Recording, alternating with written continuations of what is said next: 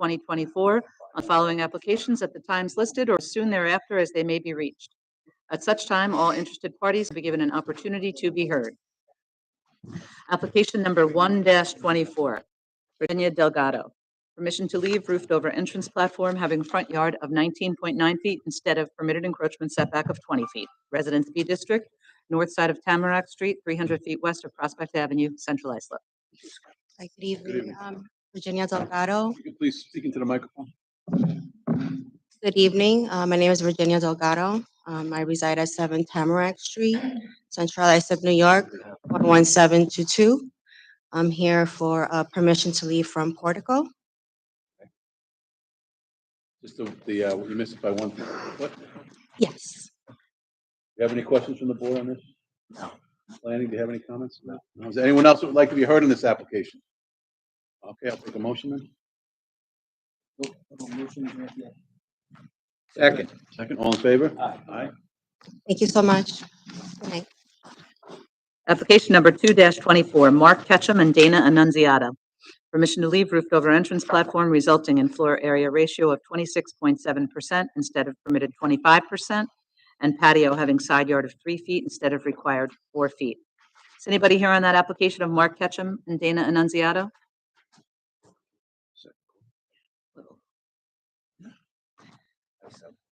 Yeah, it was a surprise. Application 3-24, Ann Bivona.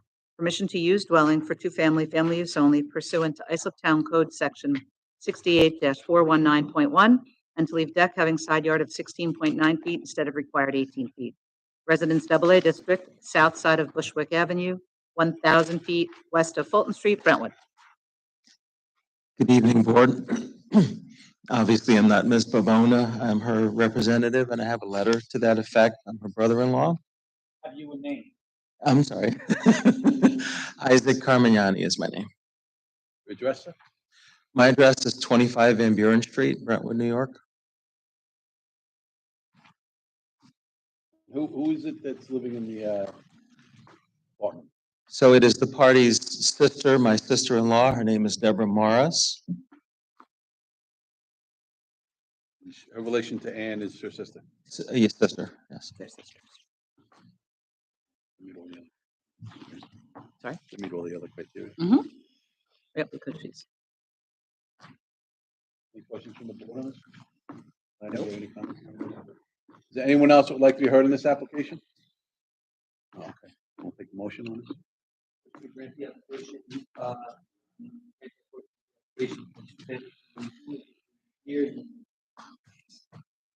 In favor? Aye.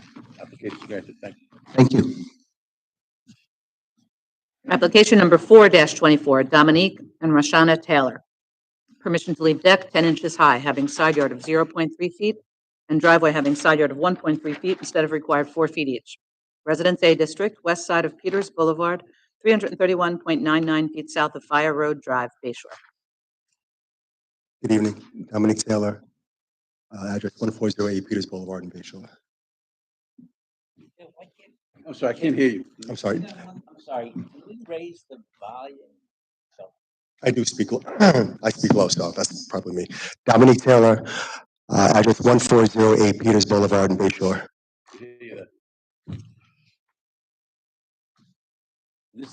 The deck has been there for how long?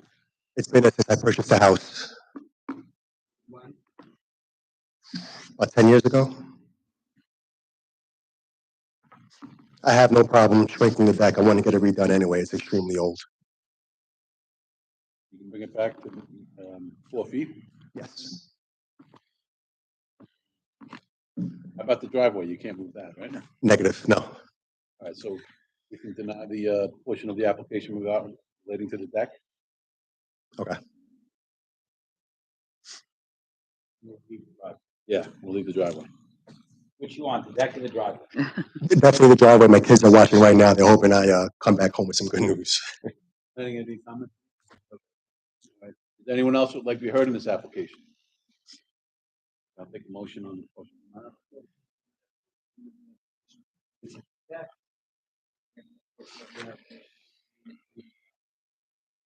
Second. All in favor? Aye. Application is granted as modified. Thank you. Application number 5-24, Sean and Jennifer Brownyard. Permission to erect one-story additions and roofed-over porches resulting in floor area ratio of 26.7% instead of permitted 25%. Residence A District, south side of Grace Court, 150 feet northeast of Bradish Lane, Bay Shore. Good evening. I'm Michael Dunn, the architect for the Brownyards at 256 Orinoco Drive, Brightwaters, New York, 11718. Good evening, everybody. The Brownyards are looking to add a den and a front porch and a rear wraparound porch. They meet all the setbacks, but we are asking for an FAR of 26.7 instead of 25.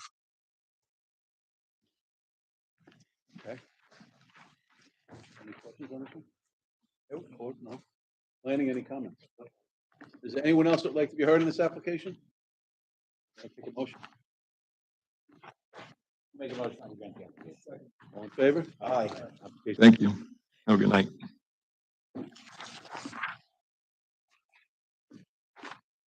Application number 6-24. Oh, that application, there's been a request for an adjournment.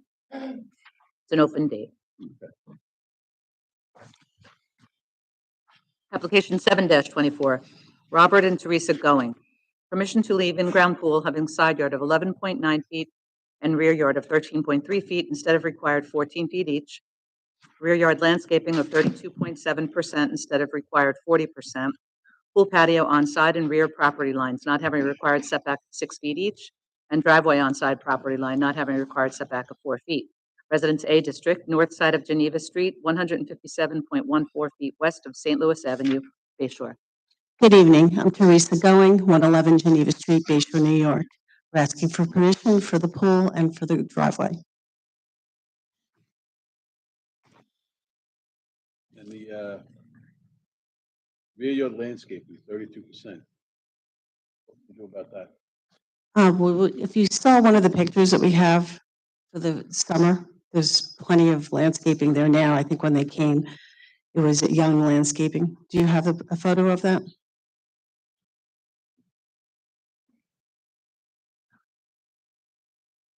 We could certainly add more, but there are plenty of landscaping right now, but we could add more if you need.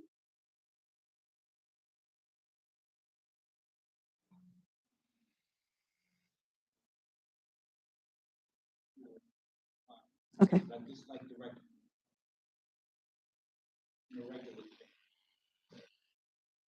normally on site.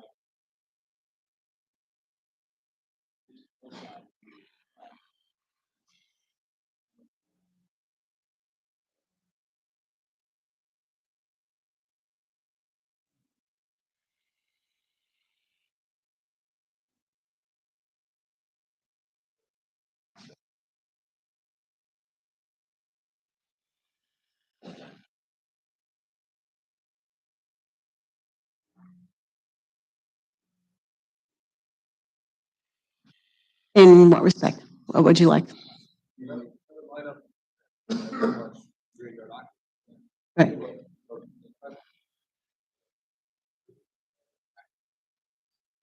Well, they don't go all the way to the back fence. The entire back fence on the back, that is all completely, that whole section right there is all landscaping. There's no, it's on the side is where we have the, You need to get your survey updated with the survey. May eliminate a lot of your issues here with this survey. correct. Is showing that that entire back area, the, There's no pavement. and then that's kind of agreeing. You know what I think the problem is? The problem is your fence goes by the neighbor. Your fence is fence. Fence is, Just, it goes okay. to the property. You don't do fence. Correct. Also suggest you would alleviate the problem. Okay.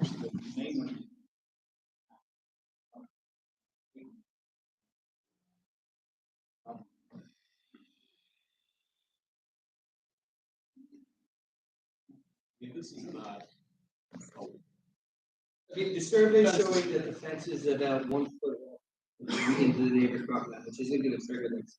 The survey is just. Okay, This line will never. That's though is about here.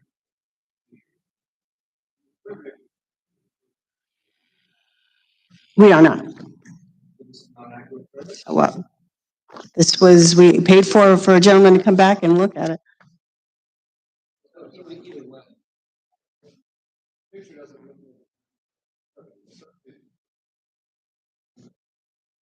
23. So is it paved from the back? of It is not. That is all landscaping. Yeah, if you look at the survey in more detail, it doesn't actually say it's paved. It just says it's fenced off. Correct. There's no indication of pavers on here. This year, this fall. Right. So that's all landscaping. There is no pavers. Well, it just, The survey doesn't say anything about moving.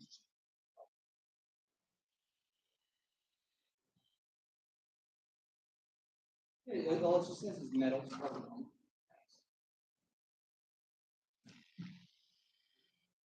And 16, this is 16, right? Aerial 16? No, this is 16. This one is 16. This is 16. There's no pavement. Or very, very little. the paving is in the front. Yeah, you know what? Problem is survey needs Right. photographs don't lie. We can see you have plenty of Landscaping. landscape photographs. No, I actually gave you all different seasons too. So you see, I gave pictures in the summertime, the fall, to give you a whole true.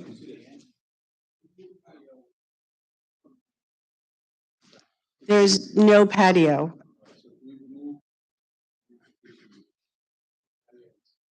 Okay, that was given to me back in 7 years ago. That was when they came to inspect.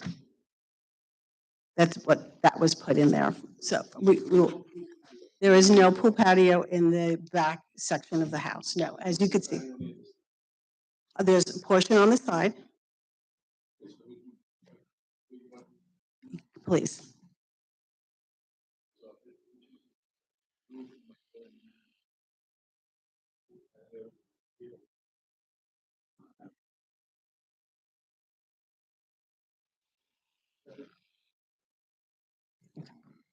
We're good? Anyone else would like to?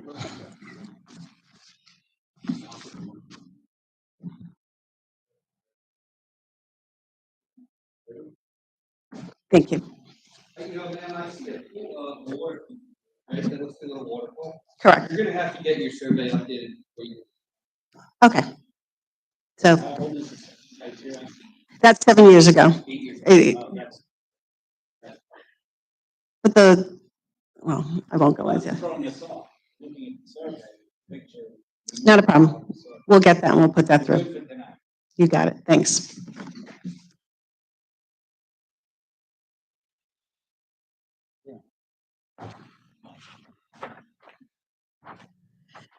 Application number 8-24, Richard Torelli, permission to leave accessory structure having 17.5 feet behind the front line of the dwelling instead of required 20 feet, and 4-foot fence in driveway site triangle exceeding maximum permitted height of 3 feet and having less than required 8-foot setback from edge of pavement.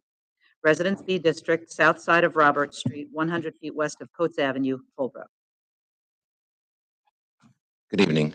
My name is Diego Steisel. I'm the architect for the homeowner, Rick Torelli. I'm also his agent.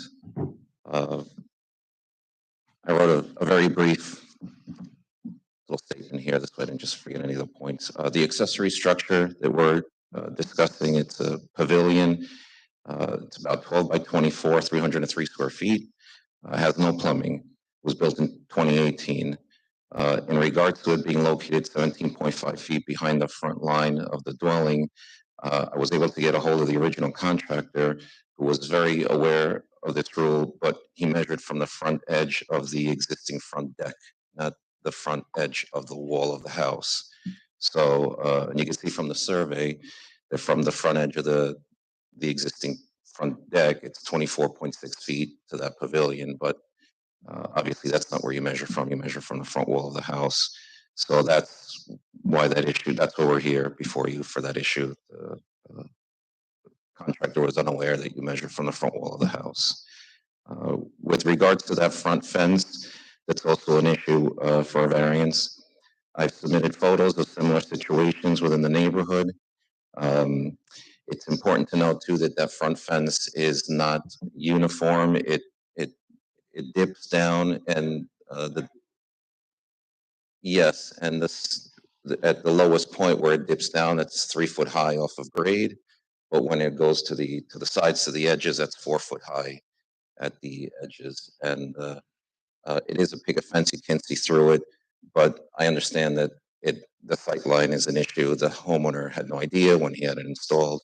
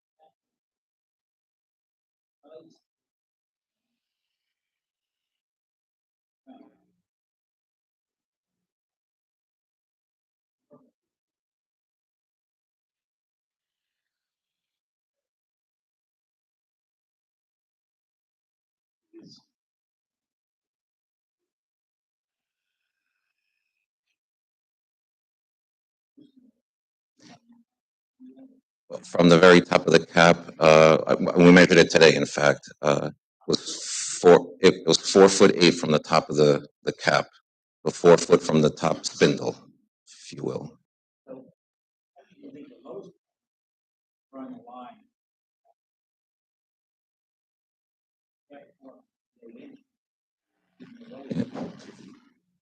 No, we went there today in the rain and took measurements at the low point and at the high point of the spindle and at the high point of the cap of the post and got the 3 dimensions. And the lowest point was 3'2" in some areas. We have some snow and some grade issues, but generally right in that range. Yeah.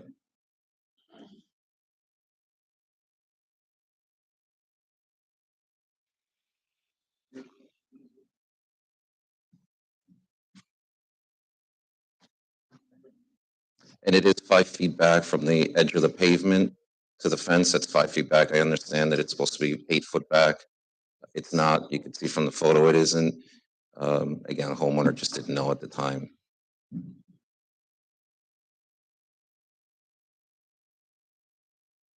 Anyone else would like to be heard?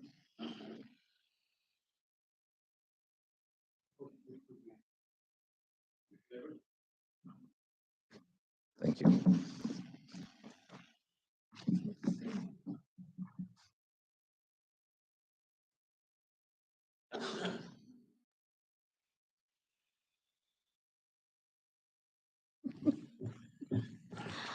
Application number 9-24, Anthony and Regina Cafferty.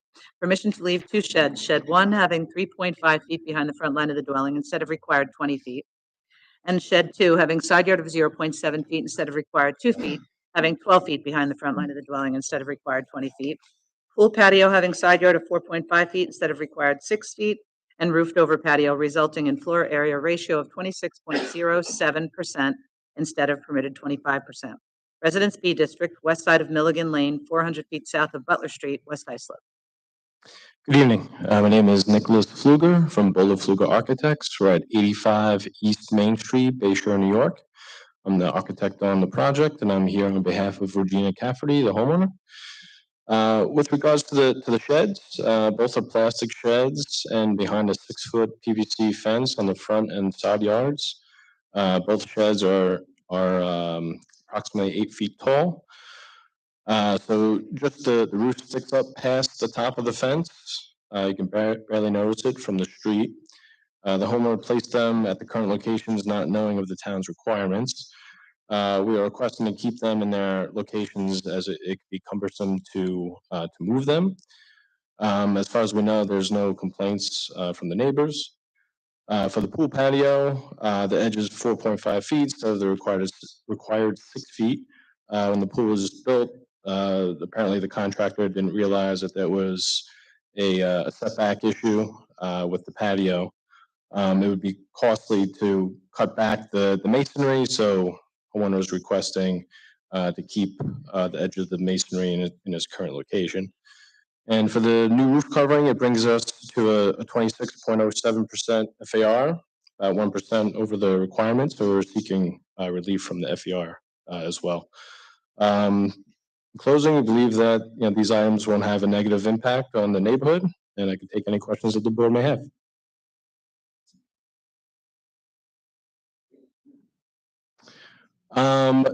One of them is a little easier to move because it doesn't have a floor platform. The homeowner told me the one that's on the north side. The one on the south side is a little more difficult for them to move. There's also some pool equipment that's in the area. Correct. Yes. They can.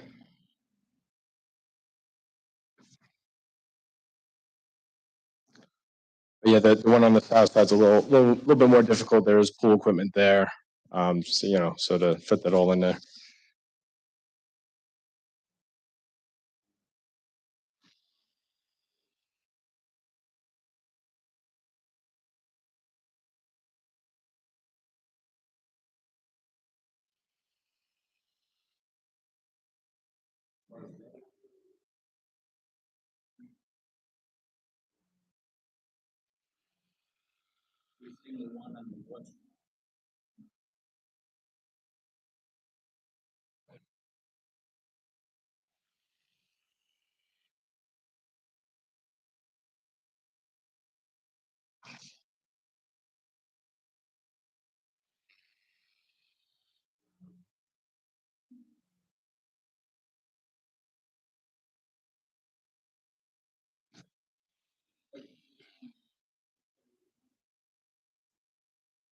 Okay, yeah, that's acceptable. Thank you.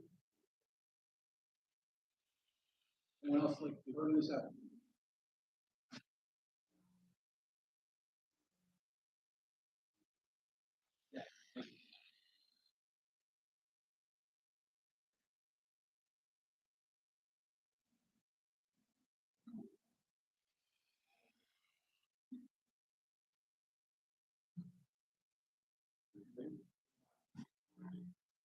Thank you. Motion is granted. Good night. Application number 10-24, Dennis Veliz, permission to leave gazebo over outdoor kitchen having side yard of 1.1 feet and patio having side yard of 0.1 feet. Is anybody here on that application? Oh, okay. Patio having side yard of 0.1 feet and driveway having side yard of 2 feet instead of required 4 feet each. Residence A District. Changed your mind? Oh. Oh, Oh, okay. The applicant doesn't seem to be here. you're in opposition to this. Want to give them a little time? Well, yeah, we'll hold on to it. They're half an hour late already. Oh, but yeah, crap. Yeah, it is. Can I make a recommendation? Yeah, they have a representative though, which is a little weird. Is too. it? I wouldn't do all my rough out there today. I mean, it's. Yeah, all right. We'll give them a look. Could be a, Yeah. could be a Okay. high up So out maybe we'll there. get back to like 15 minutes. Yeah, that sounds good. We'll get back to you.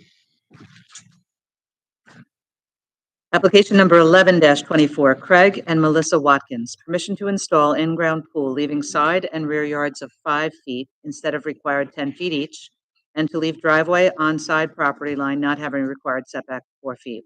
Residence B District, west side of Washington Place, 200 feet north of West Fifth Street, West Islip. Hi, good evening. Justin Phillips of NYCD Group Expeditors. 118 Baker Court, Island Park, New York, 11558. Craig Watkins, resident, owner of 2012 Washington Place, West Islip, New York, 11795. All right, so I wrote a little story here that I'll try and condense. We're here to request a variance to erect an in-ground swimming pool having a side yard and a rear yard setback of 5 feet instead of the code required 10 feet for both, and to maintain a driveway on the side property line not having the required 4-foot setback. We propose to install a 14-foot by 24-foot by 54-inch high freeform semi-in-ground swimming pool that would be buried 24 inches deep and wrapped in a stone veneer in the southwest section of the lot. The proposed pool will be installed 5 feet from the side and rear lot lines. The existing residence is a single-story ranch-style home with an existing on-grade paper patio and 129.2 square foot shed in the rear yard. Essentially, the homeowner would like to maintain the existing patio and shed, and with those in place, it makes it difficult to maintain the code-required 10-foot setbacks. Not maintained. Well, to provide, I should say. Can I cut to the chase? I don't think the patio and shed are proper. I've been Understood. They've been sitting here when I said really ran. Understood. Seeking a 50%. What can you do? I know it's not a huge pool, but what can you do to make one side comply? Very, very close to comply. We would be able to shift the pool from the side yard further into the patio area. Since it's a semi-in-ground pool, there is a paver platform that's part of the steps for entry. So it does eat into the existing paver patio. All right, so you can make one side comply? We wouldn't be able to be fully compliant. We could probably set it to like a 7-foot setback instead of the 10.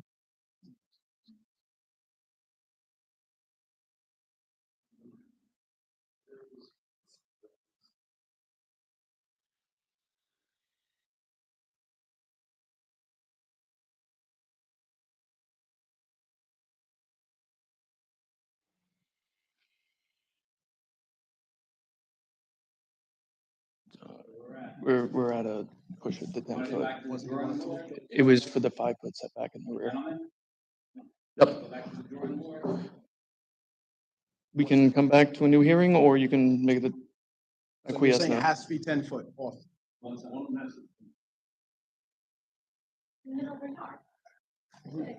Okay, so then we'll adjourn and come back with the, okay. Yeah, we're gonna adjourn then. Okay. All right. Thank you.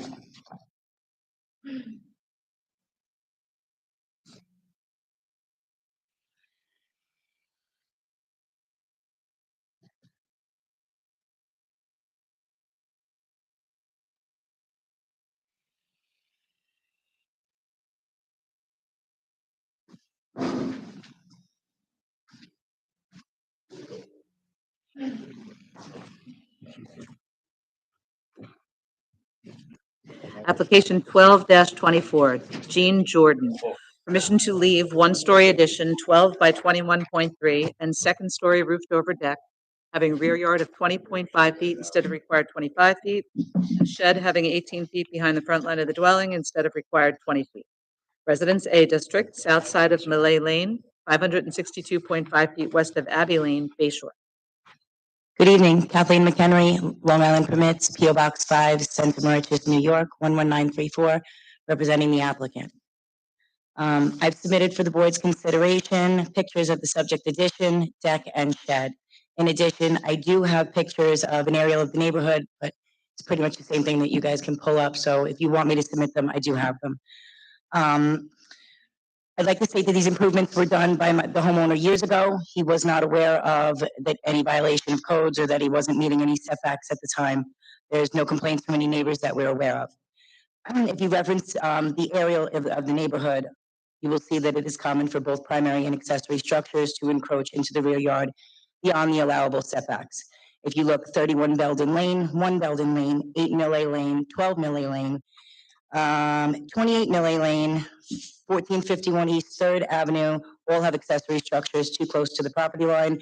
And in fact, 1451 East 3rd Avenue looks like the shed is actually right on the property line. 24 Millay Lane looks to have an addition to the primary structure similar to ours. That is also too close to the property line. Again, in looking at the,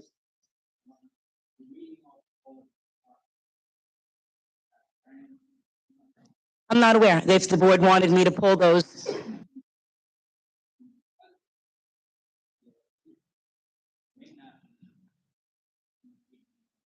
I am totally aware of that. I'm more going with the keeping with the nature and characteristics of the neighborhood and not being detrimental to the neighborhood because it is with keeping with the nature and characteristics, which is usually something that the board wants us to prove.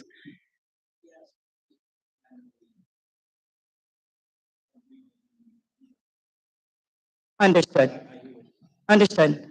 Again, if any of those properties or all of them, the board wanted me to research specifically, I would be more than happy to do so.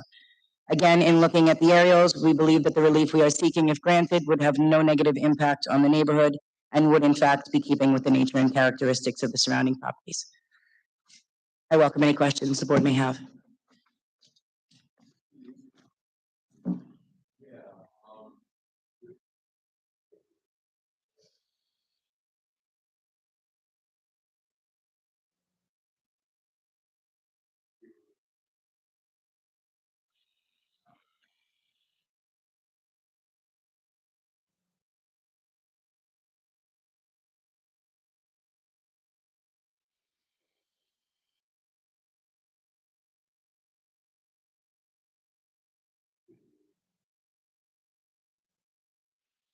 Which is something I was completely unaware of, but before me.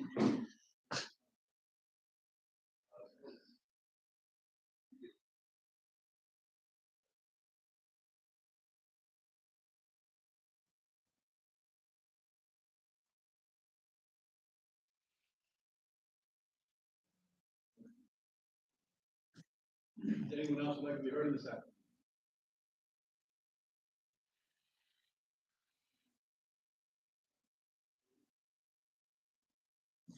Thank you. Have a good evening.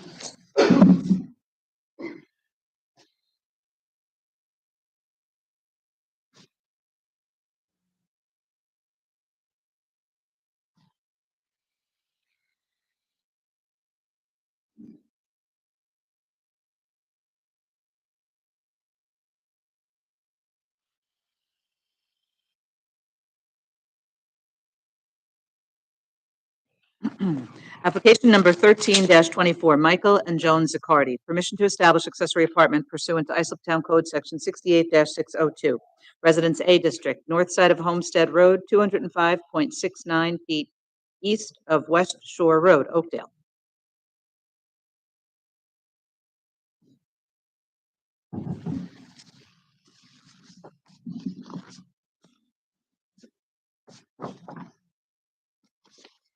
Good evening. Good evening, members of the board. John Bracco, architect, 111 Railroad Avenue, Sayville, New York, on behalf of the owners and applicants, Michael and Joan Zaccardi.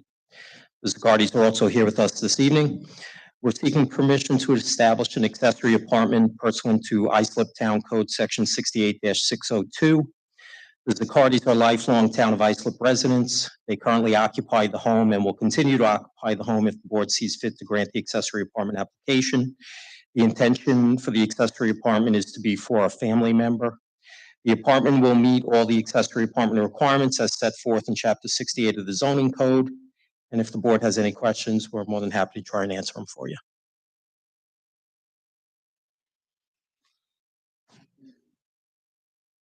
Does anyone else would like to be heard in this application?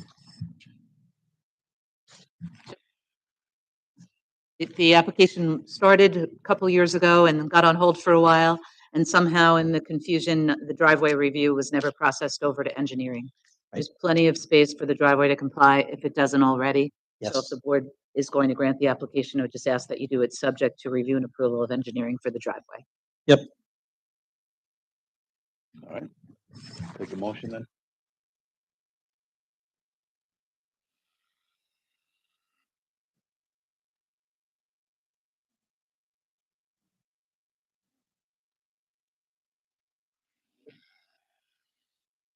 Thank you. Thank you.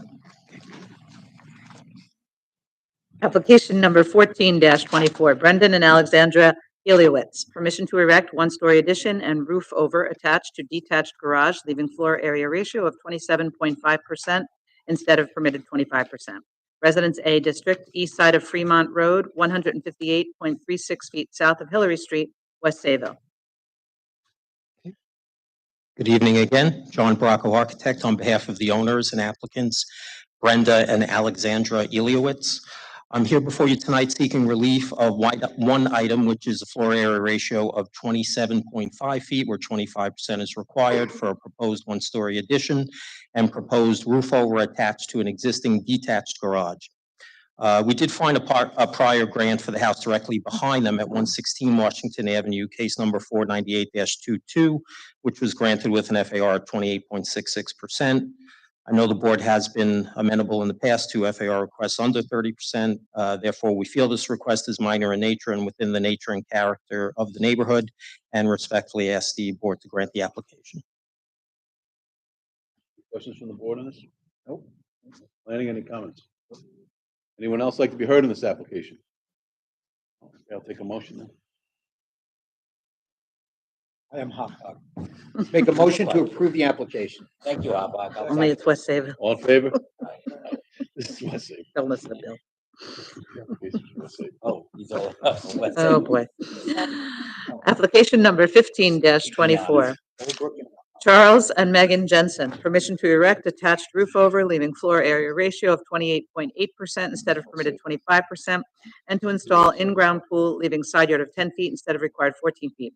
Residence A District, west side of Richwood Lane, 184.33 feet south of Town Line Road, Hauppauge. Good evening. Last one. Members of the board, John Bracco, architect, on behalf of the owners and applicants.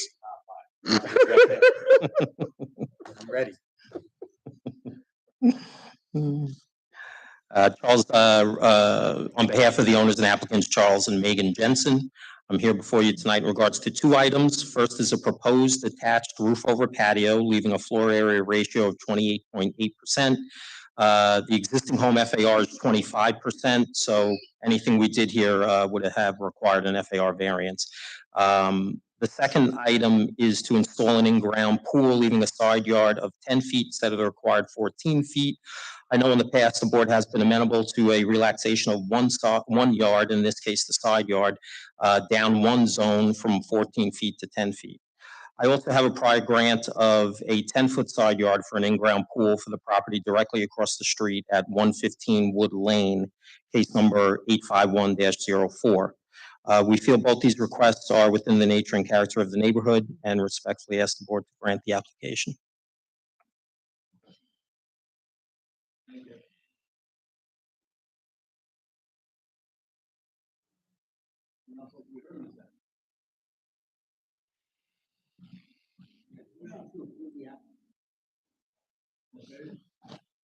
Thank you. Have a good night.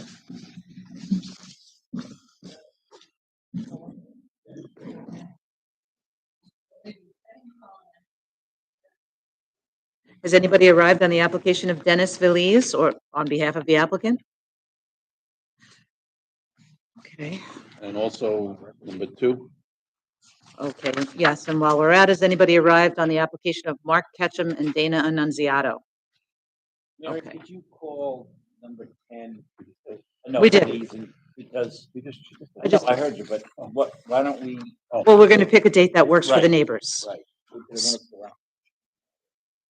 I don't think they'll want to do that. Ed is asking if.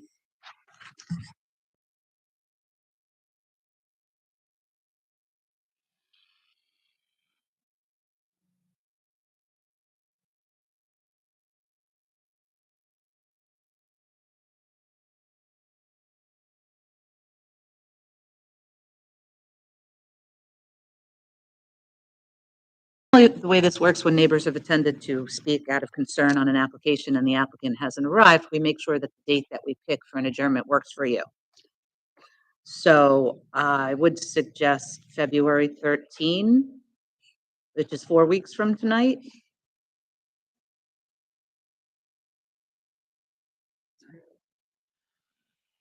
The board is also offering uncharacteristically, to let you present your opposition tonight and perhaps not come back at a later date. You want to do it that way? Sir, are you here on this one too? Okay, who is here in opposition to this item, number 10? They're not here, the applicant's not here. No. No. I don't think so either, but Yeah. you've got to speak up, Chris. I don't, what? And I apologize for the inconvenience, it's a nightmare, getting up. But I'm sorry, yeah, it's like, who knows what they're gonna say, and you have to be, you have to be, I get it.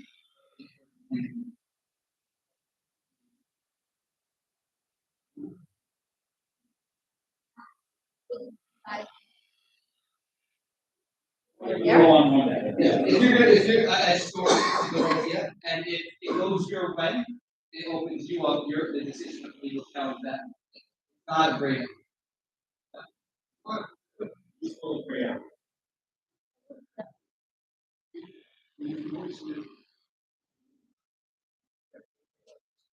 Alright, so send a letter, that you send it by email, and come to the next hearing.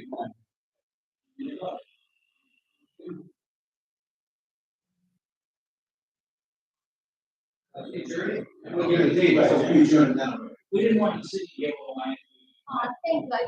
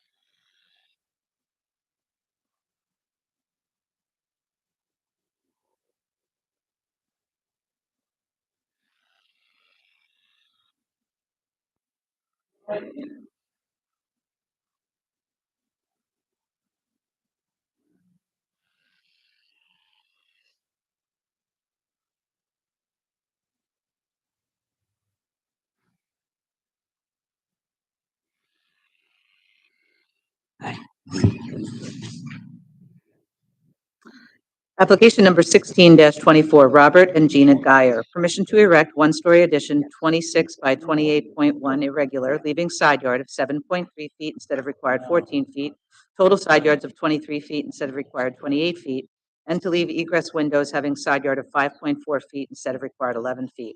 Residence A District, north side of Nassau Street, 428 feet east of Cunigunda Place, Islip Terrace. Good evening, members of the board. Thomas Bloor, the architect for the project, 60 Carlton Avenue, Suite 202, Islip Terrace, New York, 11752. The intent of this application is to construct a new one-story rear addition to create an additional bedroom, den, and bathroom for my client's mother to come live with them. We're requesting a side yard setback of 7.3 feet instead of the required 14, total side yards of 23 instead of the required 28 to the new addition, as well as a side yard setback of 5.4 instead of the required 14 to the existing egress window wells.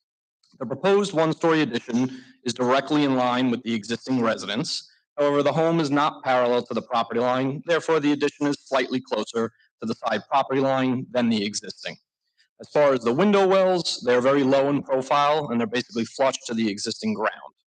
As far as precedent, I was able to speak with Nick Barbarello from planning, found multiple precedents for additions in the area on similar properties with substandard lot widths. ZBA case 602-07 with a side yard setback of 5.2 feet and ZBA case 312-20 with a side yard setback of 5.0 feet. If the board should have any questions, I'd be happy to answer them. I have a question. I don't know those precedents. However, I don't know if those zoning cases, it looks like you're doubling right? The existing is 20 feet 4 inches. No. And the addition is going to be 21.9. You're doubling. Am I looking at it right? Oh, you mean square footage wise? I mean, Square footage wise? I'm looking at the hatch area where it looks like somebody, maybe you wrote, new one-story addition. Correct, yes. So the, Isn't that going back 21.9 feet or am I? yeah, I think I'm just reading it. It's 19.8 on the west side. I don't know, maybe I'm losing my mind. I'm looking at 21.9 on the east side. That's the old deck that's back there. Yeah, so that the mark in black is from the existing updated property survey, which is an existing deck in the rear yard. But what is the red hatched area? What is that that says new one-story addition? Right, that is the new one-story addition, but the, Hang on, yeah. So the existing deck is to be removed, but is the existing, I'm trying to figure it out, where it states new one-story addition, is that 21.9 feet in length? no, it's 26 on the east side, 19.8 on the west side. If you take a look at, do you have my SP1? So it's 19.8. The existing in front of it is 20 feet. 26.3 is the existing home. That's 20.4. That's on the I'm looking. east side. I'm looking You at want the to come, east come up side. here, we can. Sure, I mean, 6'4" on the west. So You should have this document more clear as day. Yeah. let's take a look. What I'm saying is you are on the Oh, this is better. east side. Yeah, if you look at my phone, it's kind of. Look at this. There's the new. Are you Okay, so building they're an going addition on back the old deck? here. well, demolishing the deck and building a one-story rear addition. The addition's gonna be where the old deck was. Correct. But the question I have is the addition is going to be, is that a deck at 26 feet? Or is that a one-story addition? One-story addition. One-story addition. Okay. It's a one-story addition. 18. Okay. The new deck. is better. So the addition is going to be 20. Correct.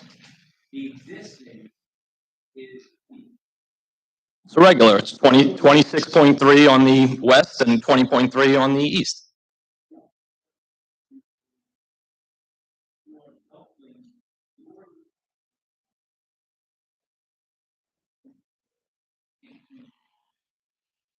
Correct.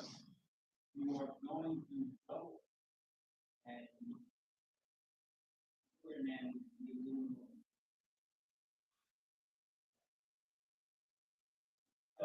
Correct.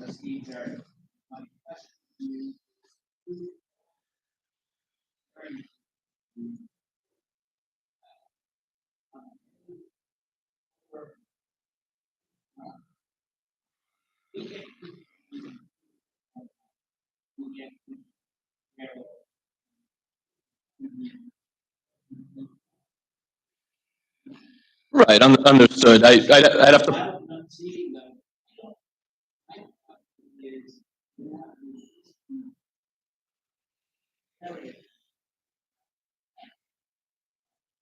then you want to double. You don't stay in mind with the plan is going back 3 feet. You're doubling the size. Unless we have.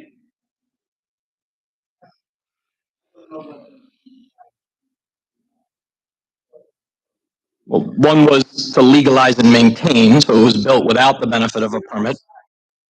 I believe Nick from planning can probably pull up the size quick.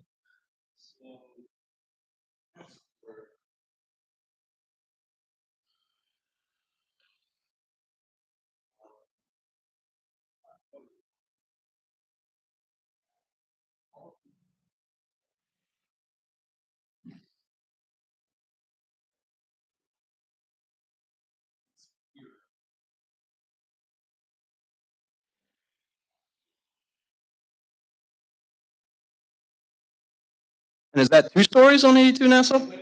Sorry.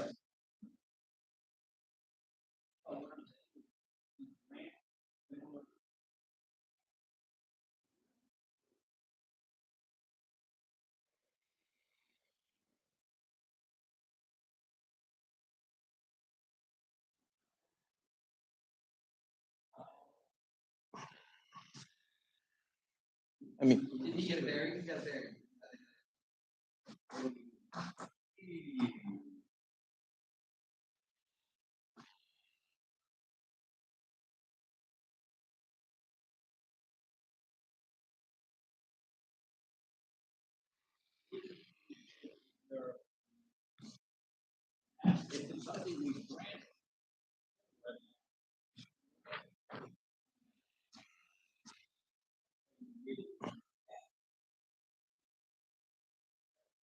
Understood, but if you're saying you granted a variance on 82 Nassau, that maybe is two-story, maybe is one-story. I'm here with a one-story addition. It's clear as day in the aerial that that's just as deep as the back of my deck on 78 Nassau, and my additions to the back of the deck on 78 Nassau.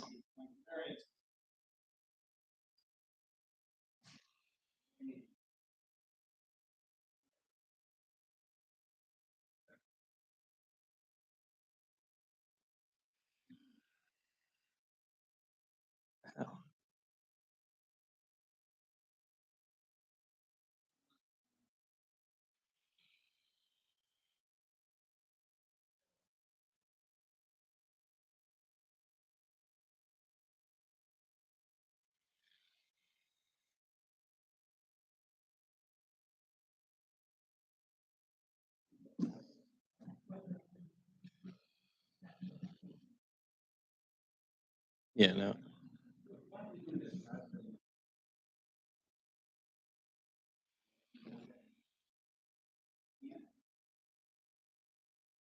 I mean, the only reason I'm going to interject and say this is just because mom is in not the best health. So the goal is to get this built, move mom from Florida to this home. If it is as simple as just knowing the relief on 73405, can we at least not have to wait 60, 80, 90 days? I mean, I can have that decision by tomorrow.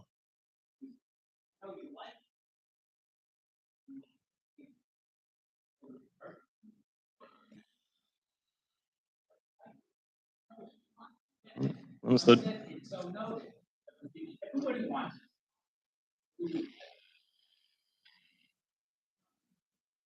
Okay.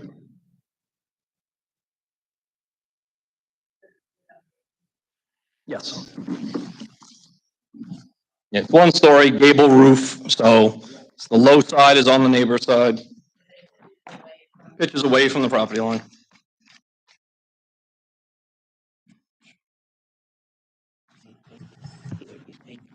It's 40. So that would be side.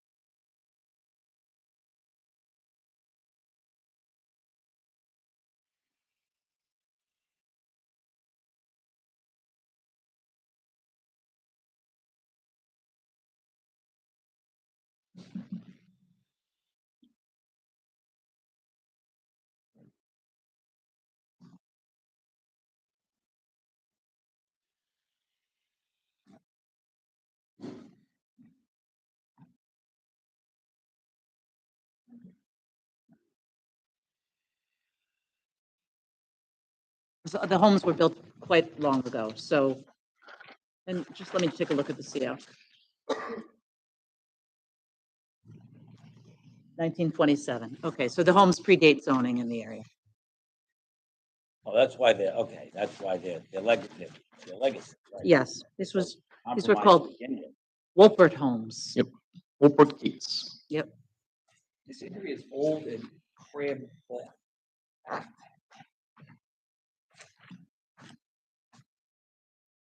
I think one of our goals though is not to make it worse.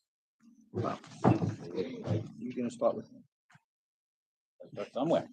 I mean, that's how the areas get like this. It's already there.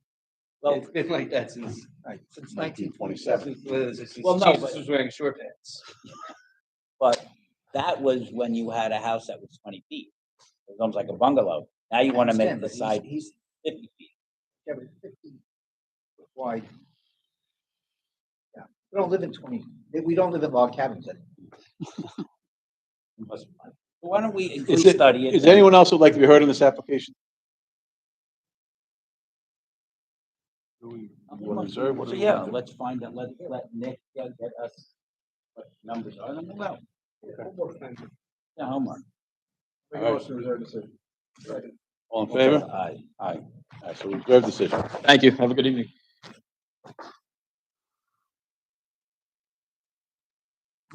Application number 17-24, Michael Langner. Permission to leave driveway having front yard occupancy of 66.1% instead of permitted 40%. Residence B District, south side of Collington Drive, 358.39 feet north of Woodlawn Avenue, Ronkonkoma. Michael Lingner, I'm the homeowner of the address. I'm just looking to keep the driveway. So if you can just give us your name and address. Michael Lingner, 424 Collington Drive. The challenge here obviously is a front yard occupancy of 66%. Yes. Originally, about 6 years ago, I lived in the house by myself with my 2 vehicles, 2 trailers. Since then, my son has moved back from the Marines. My girlfriend moved in. Our 2 children moved in, most of which have vehicles. I park in the street, which wasn't a problem, except my neighbors hated it because I live on a single lane dead end street. So I had a lot of problems with the neighbors, me parking in the street, blocking traffic, blocking the UPS truck, blocking the oil deliveries, blocking the snow trucks. So I made the front driveway a little bit larger so we could all get our vehicles off the street into the property. What brought you here tonight? I had done a renovation because there's so many people in the house now. I added a 2nd floor to accommodate all the people living there, which was all done with permits, all approved, everything's done, but now the holding back my CO was the driveway. You want 5 cars there? I have 2 trucks, my son's car, my girlfriend's car, and her daughter's car, plus I have 2 trailers. Having the house all to yourself, now you're. Believe me, I miss it very much. Like I said, I had no problem parking in the street, but I live on a 1-lane dead-end street, and it became an issue with people driving on the neighbor's lawn to get past my cars, past my truck, oil deliveries knocking on my door at 8 o'clock in the morning because they can't get the truck past. I was, but now everybody's happy. My neighbors all signed off on it. Everybody loves it. You know, I did a nice little planting areas, nice little, landscapes.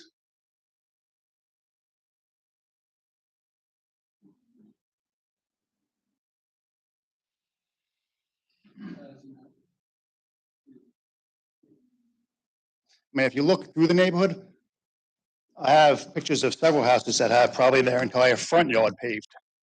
They're small lots, tiny houses. There's not a lot of room between the road and the houses.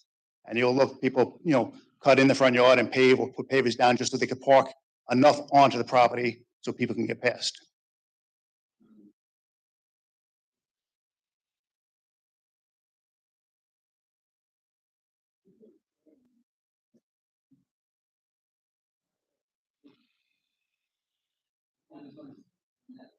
God, if he's blocking the road.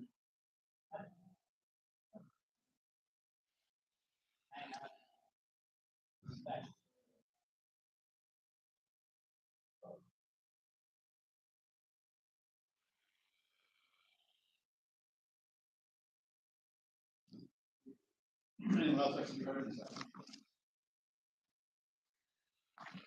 this? If you drive through the neighborhood and you look at the houses, most of them, the entire front yard's paved. But other houses have the entire front yard's paved. I said, a lot of the houses, I have pictures through the neighborhood, the entire front yard is paved. Well, that's why I'm looking for approval, just to have that 66%.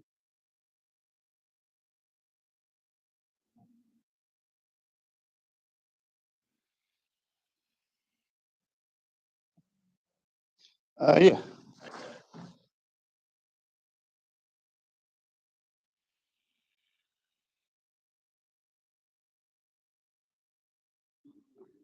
No, these photos are all neighbors' houses, where I drove around neighborhood, and you know, everywhere I am.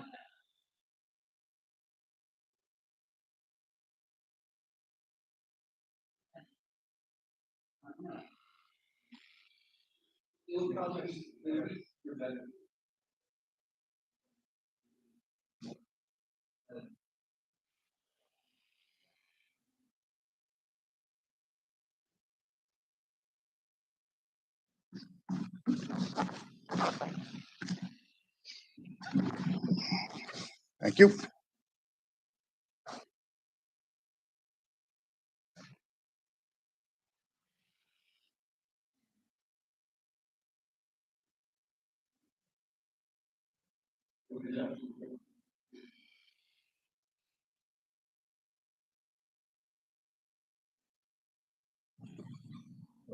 No, did you make the- did you make the motion? No, I made. Okay, leave it. Hopshot made. Hopshot. That was also mine. I'm Ron Conklin. Oh, now you're moving into Ron Conklin. Taking it all over. What's next? Waterloo? I see. Application 18-24, Ariana and Eric Stubman. Permission to install in-ground pool on rear property line not having a required setback of 14 feet. Residence A District, east side of Cedar Avenue, 101 feet south of Raymond Street, Iceland. Hi, good evening. Ariana Stubman, 87 Cedar Avenue. I am the property owner. I am seeking permission for a semi-in-ground pool. I'm requesting a variance on the setback from the fence. And I'm requesting that you just take into consideration the recorded boundary line agreement from 2009, as well as the Gore portion of the property that we have maintained since 2009. So it will actually be 14 feet from the fence, as long as the property line is recognized as synonymous with our boundary line agreement. Yes, when we purchased the home in 2009, thank you. So the boundary line agreement was put into place because we didn't realize when we bought the home, we were 21 years old and it was a short sale. Our neighbors behind us couldn't purchase their home because our fence was on a portion of their property. So with that, we had a boundary line agreement stating that we could keep the fence where it was for as long as we owned the home and our successors. So basically, the boundary line agreement is there forever. So as long as that is recognized as our property line, then it will meet the 14 feet requirement and a portion of where the pool is, and then I'd be requesting an 11-foot variance, I believe, in one spot.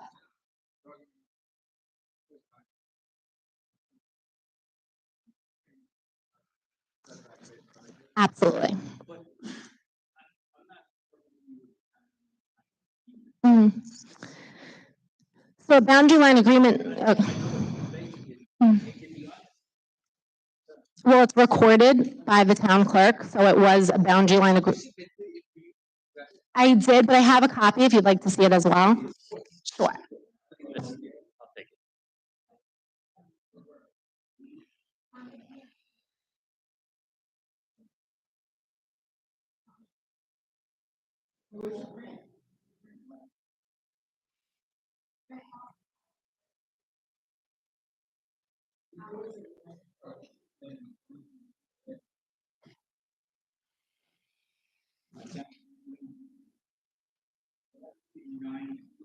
In one area, and it actually meets the 14 feet requirement in another area, and then 11 feet, just the way it is it's kind of a diagonal, so.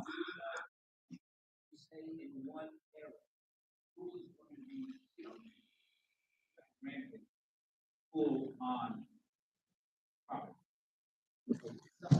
Yeah. You're saying.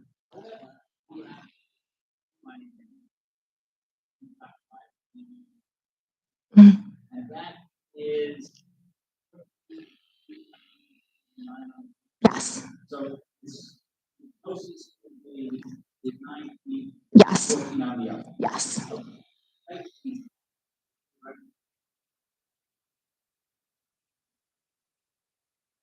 It would bring it very close to the house. Do you mean? I'm sorry. So we would have to, if it came any closer to the house, we would have to reconfigure everything because we have pavers down there, so they'd have to come up, and it would also be a very narrow, like through the walkway.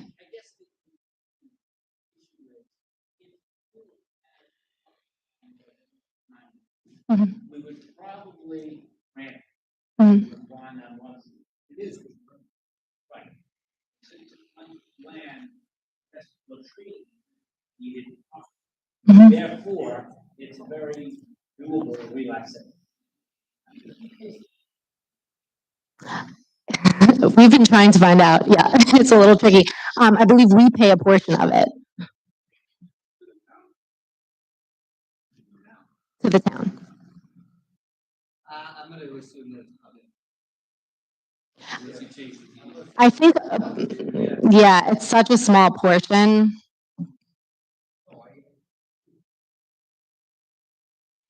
Yeah. I don't know if it says what phase of that's. That's not really our issue. Any other comment?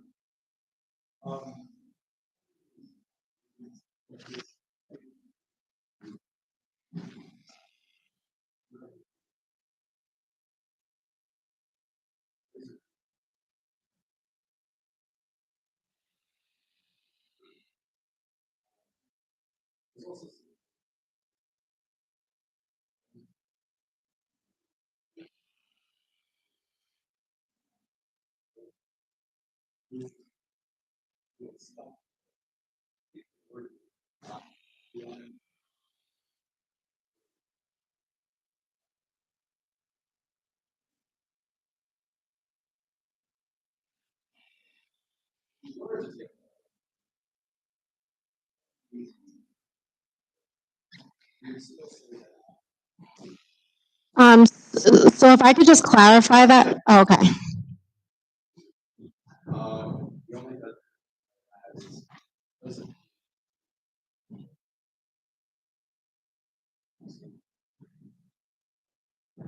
Nick, you read the boundary line previously.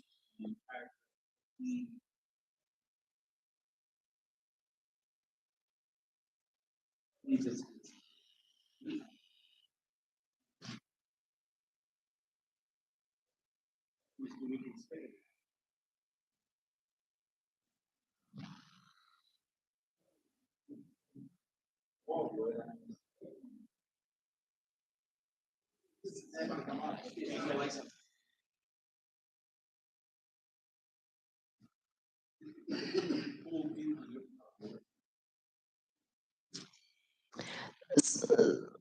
So what I was gonna say too, so it is a little complicated looking at it also, because if we do it, let's just say that property line, our property line doesn't border our neighbor's property.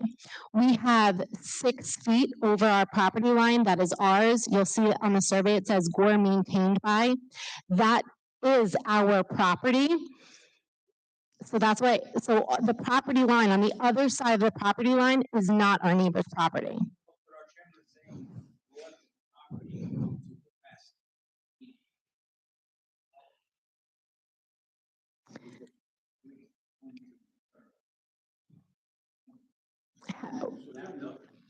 How many feet are you thinking? I mean, okay.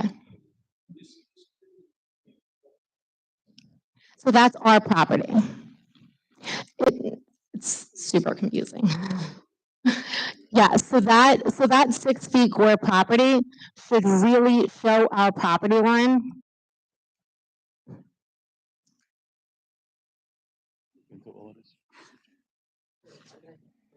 So I just have a question for you, because we see so many pools that didn't need variances, but then afterward, we get the applications for the patios or whatnot surrounding the pool. So every pool requires a fence to secure the pool. Mhm. Where would you be putting the fence to secure this pool? Around it, however that needs to be, whatever the code is. Onto the Gore strip? Yes, if that's where it needs to be, probably right along the line. But again, that Gore property is our property. We don't know if that is permitted in the boundary agreement, to erect a fence or monument or building. So we won't be touching. I don't see that being an issue. I mean, that's what I say, just bring the pool in on her property.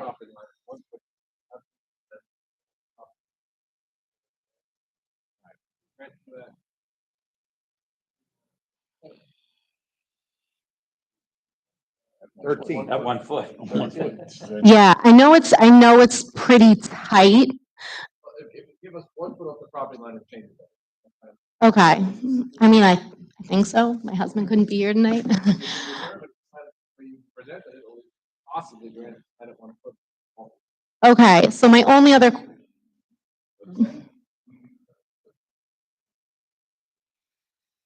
I don't know about an in-ground. It's a semi in-ground. What the town attorney feels. Yeah, Ed wants, Don wants. I mean, just so we can get an opinion from the town attorney's office and planning. At least we know her position that she's willing to put it. Can we modify the call of the meeting to bring it in 1 foot? I think so. I know that'll impact, again, the pavers and the space. It should be recognized, though, that Gore property is our property. Beyond that, Okay. we're giving you credit. Okay, so it's not that it's the property line that it shows. We're not, it's not our property line and then the neighbors. Other issues Okay. Separation between the fence and the pool. So then that would be on the Gore property, which is our property. I want to make sure there are no prohibitions. Times I've seen it. What's the where- setback? It's a little bit, it's not as black and white as saying the Gore property is your property. We're gonna rely on town attorney. It's a little bit more complicated. Trust me, I've been trying to figure it out for the past 15 years, so. So if you guys can come up with an answer, I think it's one of those things there is no. there is no answer. Exactly. Did you strike this agreement with the Gores? How did you come to this boundary? So the boundary line agreement was created probably about 6 months after we bought the house because our neighbors behind us were selling their house. And they weren't allowed to close because our fence was on part of their property. So they said, we'll have a boundary line agreement, so it's yours, everything is good.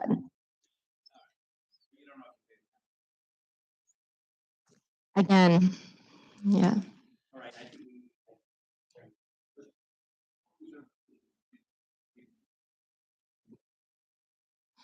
Oh, that's a tough decision.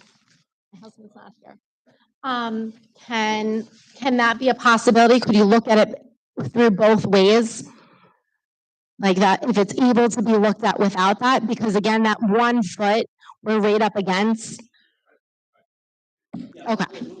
All right, and if it can't be done, then, okay. Thank you.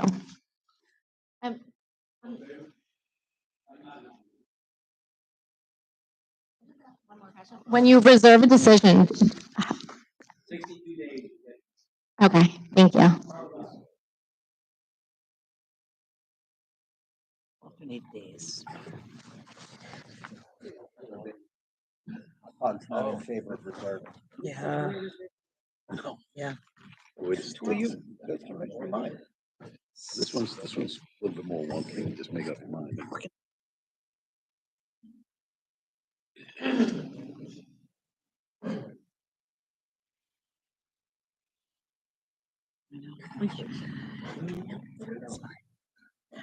Application number 19-24, JMF 373 Holdings LLC. Permission to modify guest house resulting in expansion of nonconforming use by less than 25%. Residence AA District, north side of Great River Road, 213.5 feet west of Public Road in Great River. Hi, good evening, board. My name is Stephen Affelt. I maintain an office at 250 Patchogue Yaphank Road, East Patchogue. I'm here representing JMF Holdings. We are hoping to reconstruct the back half of the cottage to change some bay windows and the roof line. We're not adding any extra square footage to the cottage. We're maintaining as is. And we're hoping to make the views a little bit better out the back of the cottage. Oh, she handed up a second one. Sure. Mhm.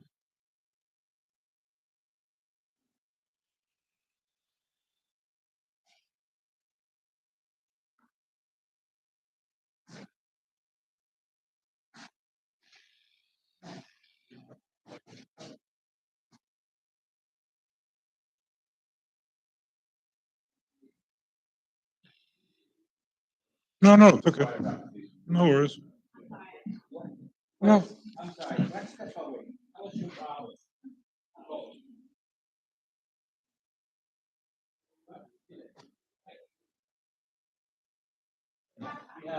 That's why you're voicing us a little bit.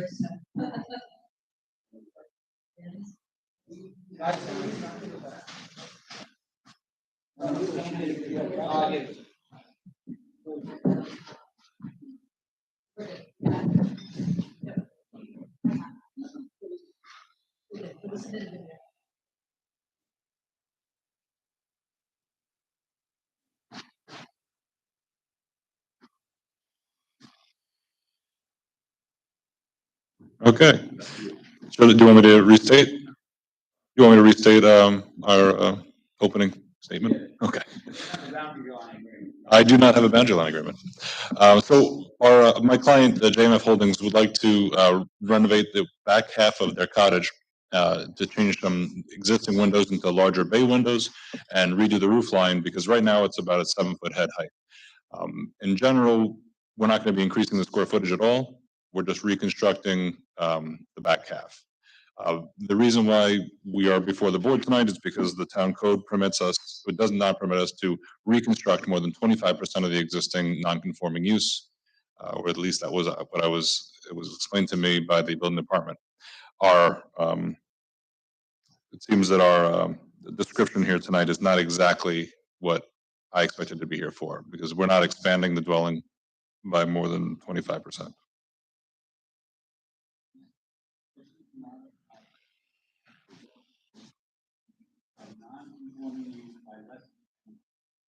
Yeah, we're not expanding at all.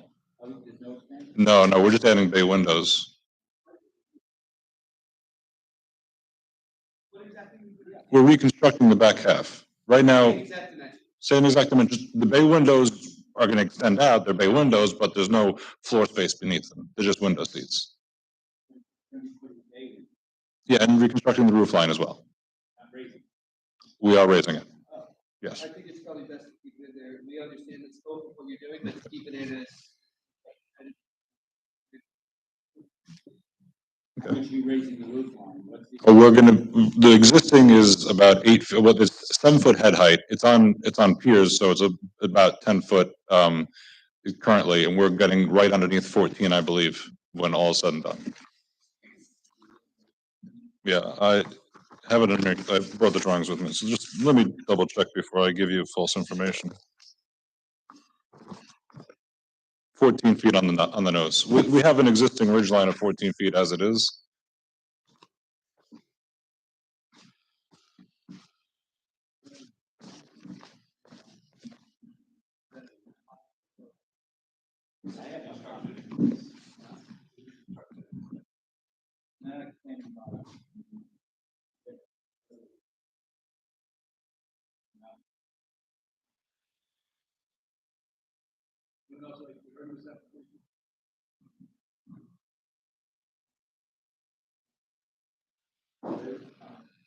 Thank you. Have a good evening.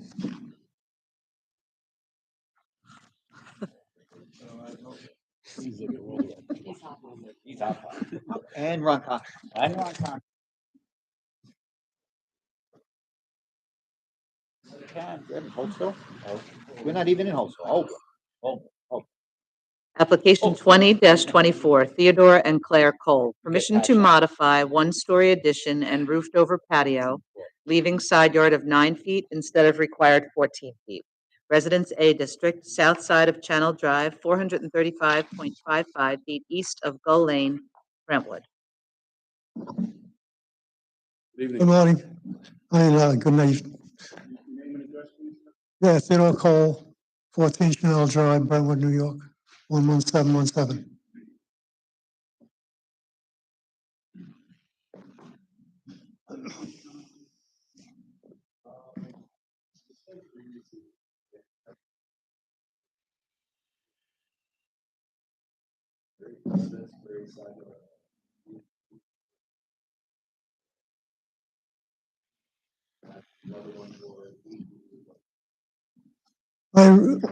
I originally requested a 7-foot setback from the fence line, and it was denied, saying it was insufficient. But the guy behind me has a 6-foot distance. I originally wanted 7. But right now, you want 90. Yeah, well, it's, And we have precedent. You don't want to enclose it. it is enclosed, but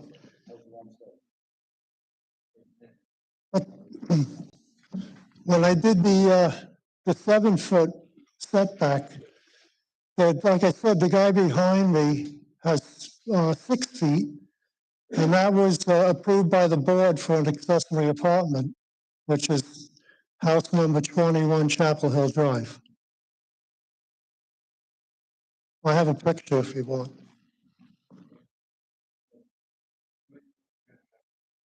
Hold on.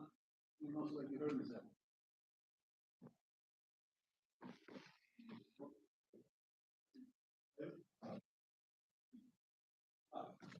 Which size?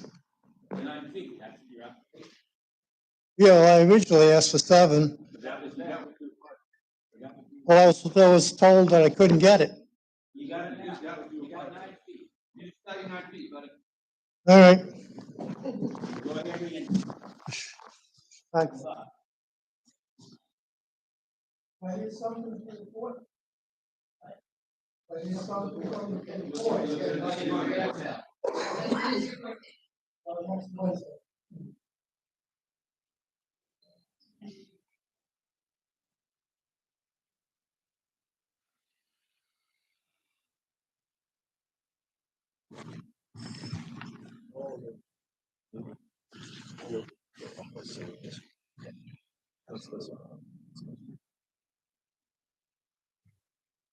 Application 21-24, 68 to 78 River Road LLC.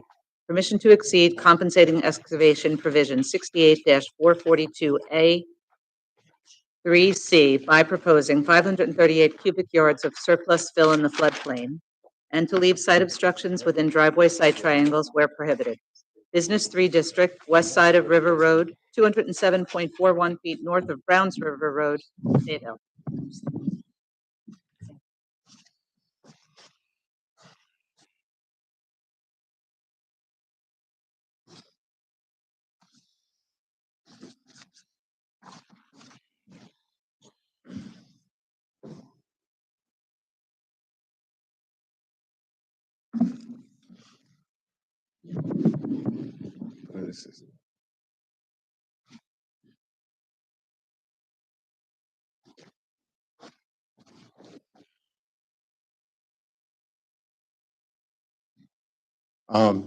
Members of the board, good evening. Guy W. Germano, 4250 Veterans Memorial Highway, Holbrook, New York, for the applicant.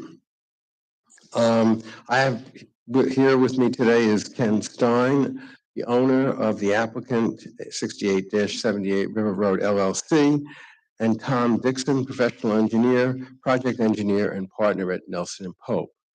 Mr. Dixon will testify about the project. We appear before the board today for permission to exceed the compensating excavation provisions of section 68-442A3C by proposing 538 cubic yards of surplus fill in the floodplain and to leave site obstruction within a driveway site triangles where prohibited pursuant to section 68-406 in the business 3 district. This is familiar with this, just orient the board.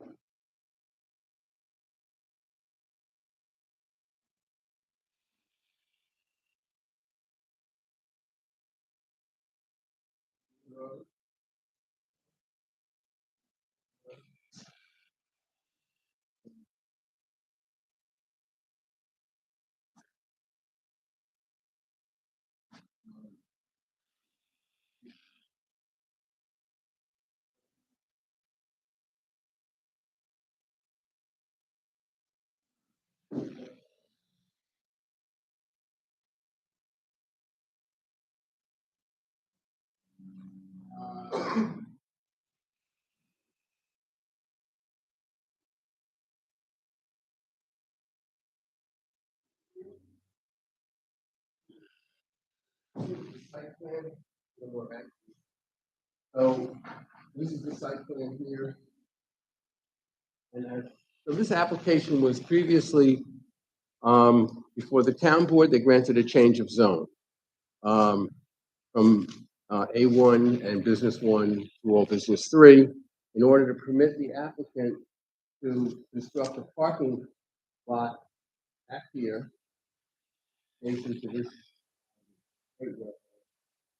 That parking lot is primarily going to be used in the summer for overflow ferry parking, which is very necessary for the ferry terminal operation. If anybody's been down there during the busy weekends, the existing parking lot, while much larger, it's very crowded. It's hard to get cars in and out. This will act as a reliever for that, and it's necessary for the operation of the terminal, for recreational people going over to Fire Island, both for services and for recreation. That's the whole reason for this. The way this is set here, find those ones there. Yeah. Part of the town board change of zones, this parcel here is set aside with the covenant forever. So that shows it like. In addition, this was only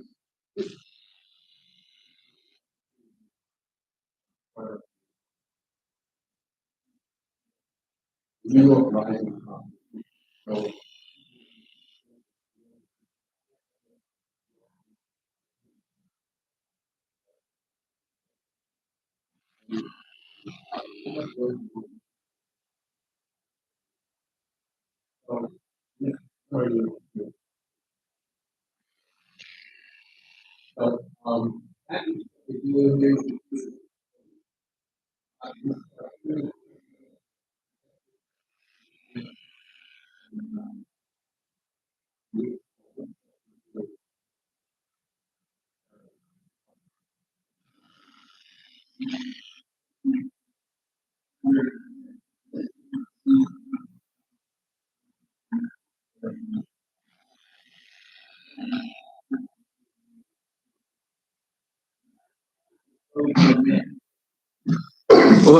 well, it says compensating. So what the code permits is what the code says is that you're allowed, if you're going to build in the floodplain, you're supposed to do a compensating excavation, but we can't.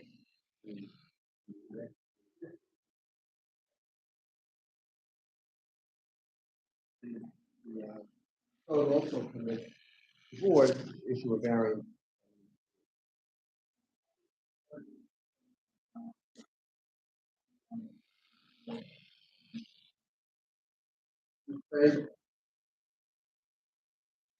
In this situation, I can't imagine why.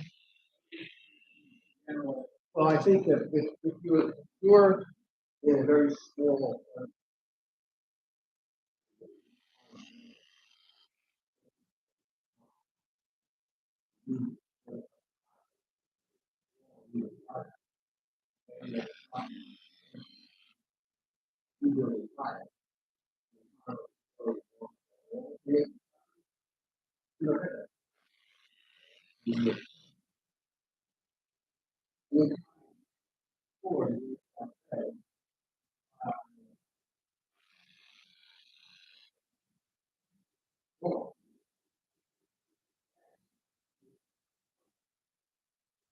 Well,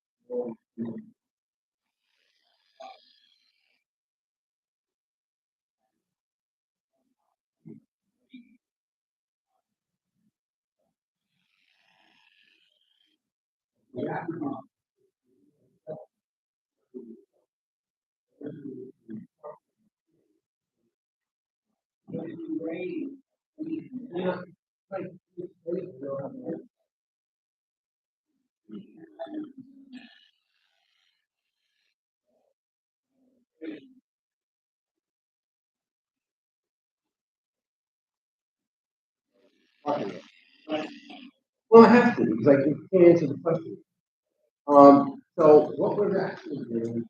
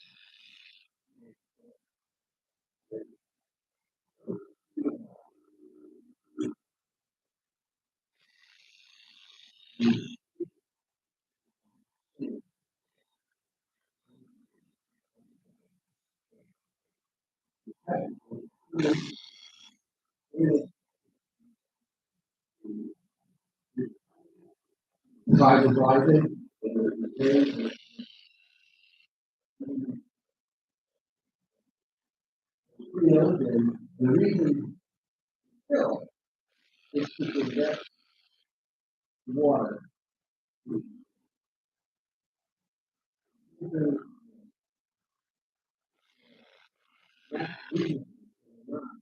Raising the top.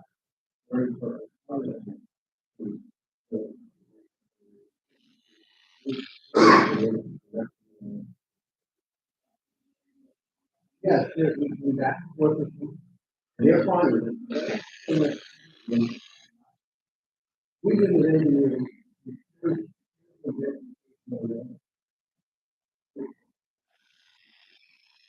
And even before this, they also did what areas for you.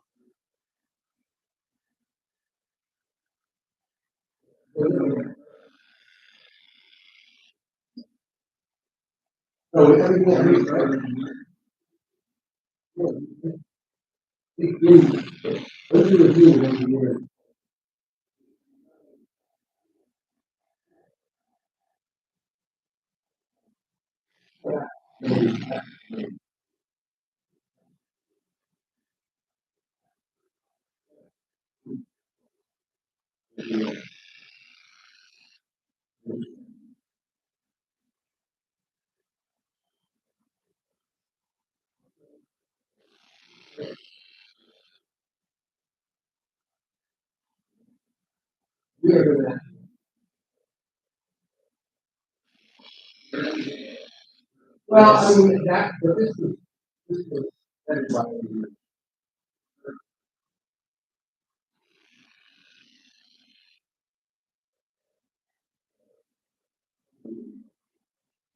I don't have, everything's all you have.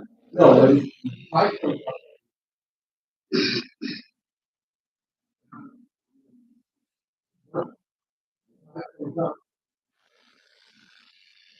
So much more.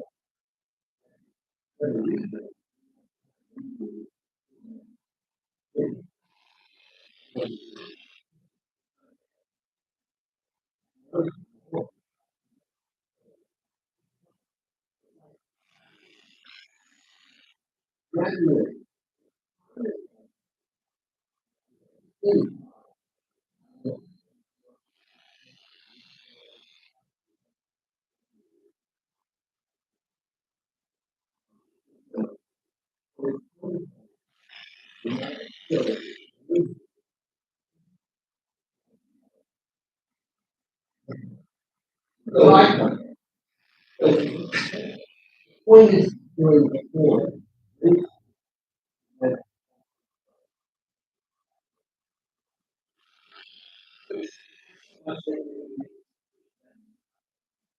Not going to work.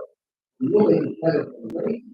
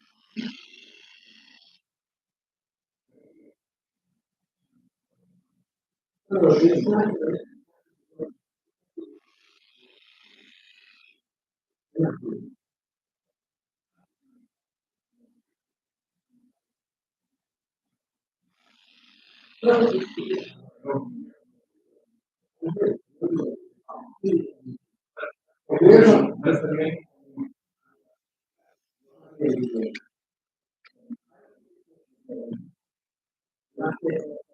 the tide comes up.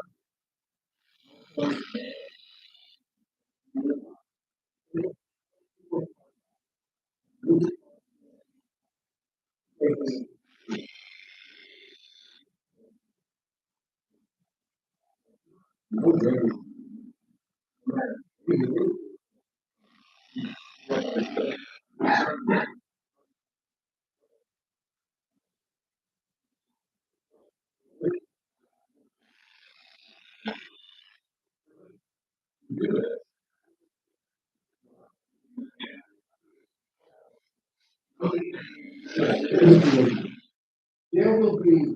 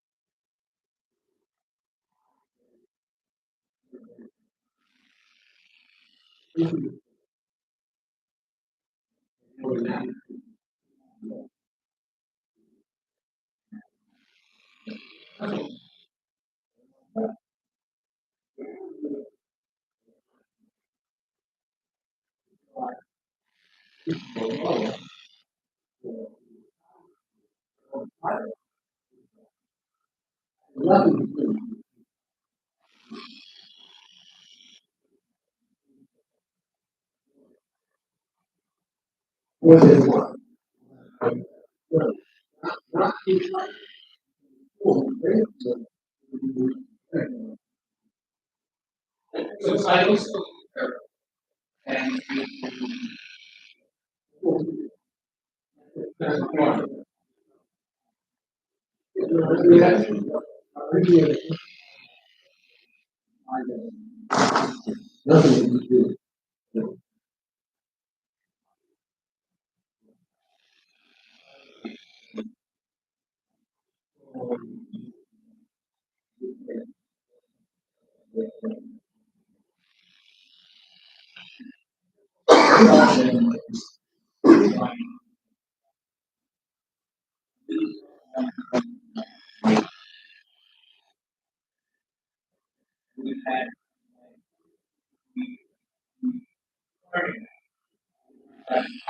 Let's say, we're not saying that people can be.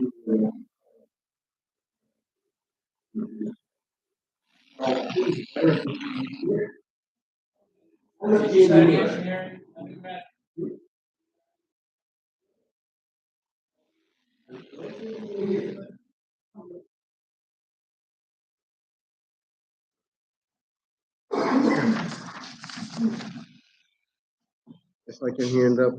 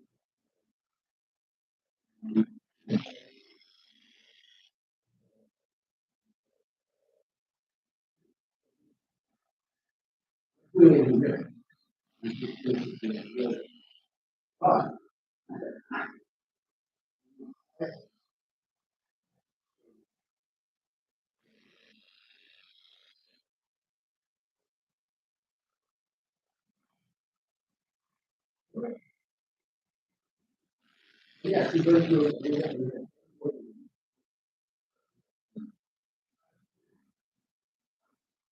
We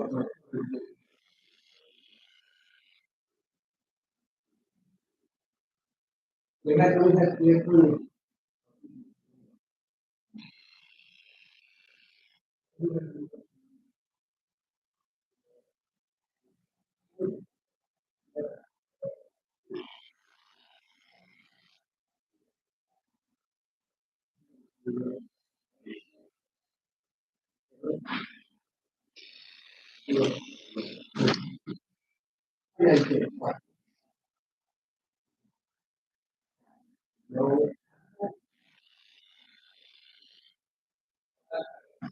But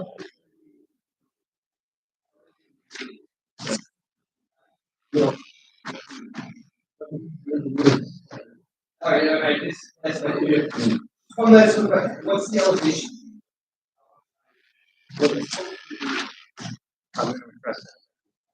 That would be the engineers. We're what?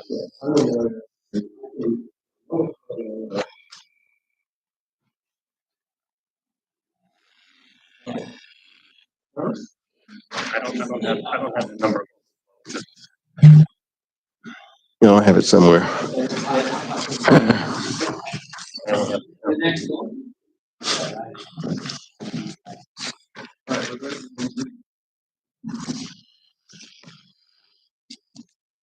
Here,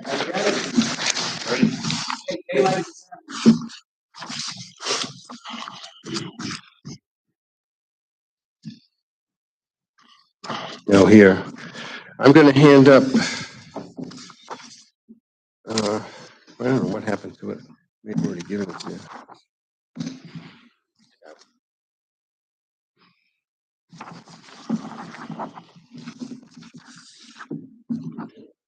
You want this? I'm good. You have it? Oh, I did hand it up before. Okay, I wasn't sure. Right, so you have it? He was to testify about his. Thank you. Okay. Good evening, Mr. Chairman, members of the board. My name is Tom Dixon. I'm a partner and licensed professional engineer with the firm Nelson and Pope, with offices located at 70 Maxis Road in Melville, New York. I'm here this evening representing the applicant 68-78 River Road LLC. I do have a prepared testimony which hits on a lot of the points that are being discussed here. I would like to enter it into the record. It'd probably take me about 3 minutes to just go through this. I think we'll really set the stage and answer a lot of the questions that have been being asked. And then once I go through it, I could answer any questions you have additionally, all right? 538 cubic yards of fill will be used for grading the proposed outdoor storage, boat storage, and automobile parking area as shown on the site plan. 142 cubic yards of the 538 yards will be general clean fill, and the other 396 will be gravel for surface treatment and stabilization of the area. The earthwork analysis plan shows the area of general cut and fill. The areas of cut are shown in red, and the areas of fill are shown in blue. So the depth of fill being placed in the light blue areas is between 0 and 1 foot. The depth of fill being placed in the dark blue areas is between 1 foot and 1.8 foot. The areas of cut are areas of cut that we're lowering. So the purpose of this regrading is to properly pitch the parking lot so that it drains to the drainage that's being installed. If not, it's going to be too flat and it won't be able to reach the new drainage. The proposed fill and site grading is the minimum necessary for the installation of the drainage system. The area needs to be properly graded so the stormwater runoff is directed towards the proposed drainage collection systems. The drainage collection systems need to be installed at an elevation higher than the expected groundwater elevation, which requires fill to be placed in those areas.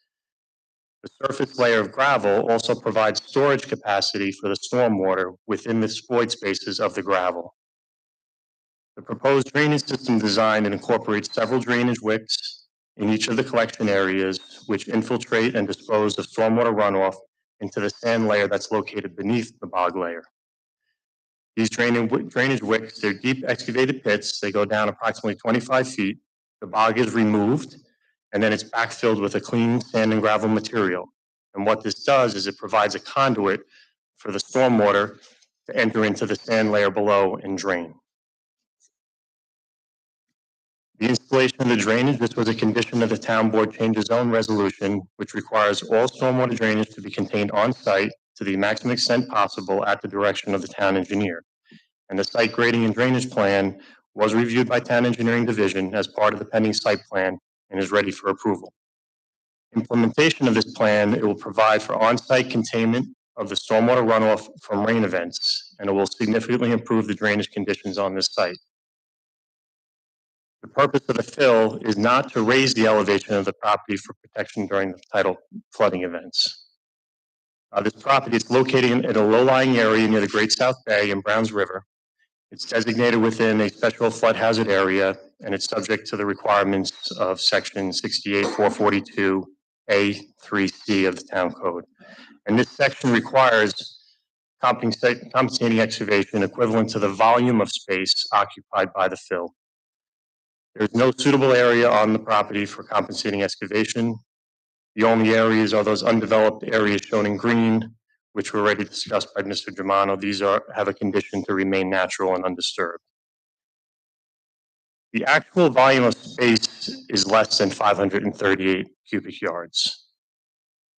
The gravel fill is approximately 40% void space. So when you take the volume, 396 cubic yards of gravel, less the 40%, it actually only takes up a volume of 238 cubic yards. So when you add that to the 142 cubic yards of general fill, this brings the total volume of space that's going to be occupied to 380 cubic yards. So this property, it's part of a very large floodplain. It extends to the east and to the west along the entire Great South Bay shoreline. Given the enormity of this floodplain, it's my opinion that the 380 cubic yards of displaced volume will not raise the floodwater elevation. Therefore, there's no danger to life or property due to the flooding or erosion damage. Furthermore, the fill will be compacted and stabilized with the gravel surface treatment, so there's no danger of the materials being swept away onto other lands or injury to others. That's my presentation on the fill. I also have a short presentation on the site triangles, but if you want to ask me any questions now is on the fill, maybe, or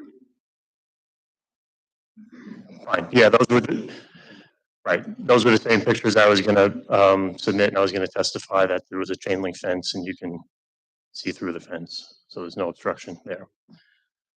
Okay, so that would conclude my prepared testimony. I'd be happy to answer the questions of the board. Oh, go ahead. Will you explain how the drainage system is designed?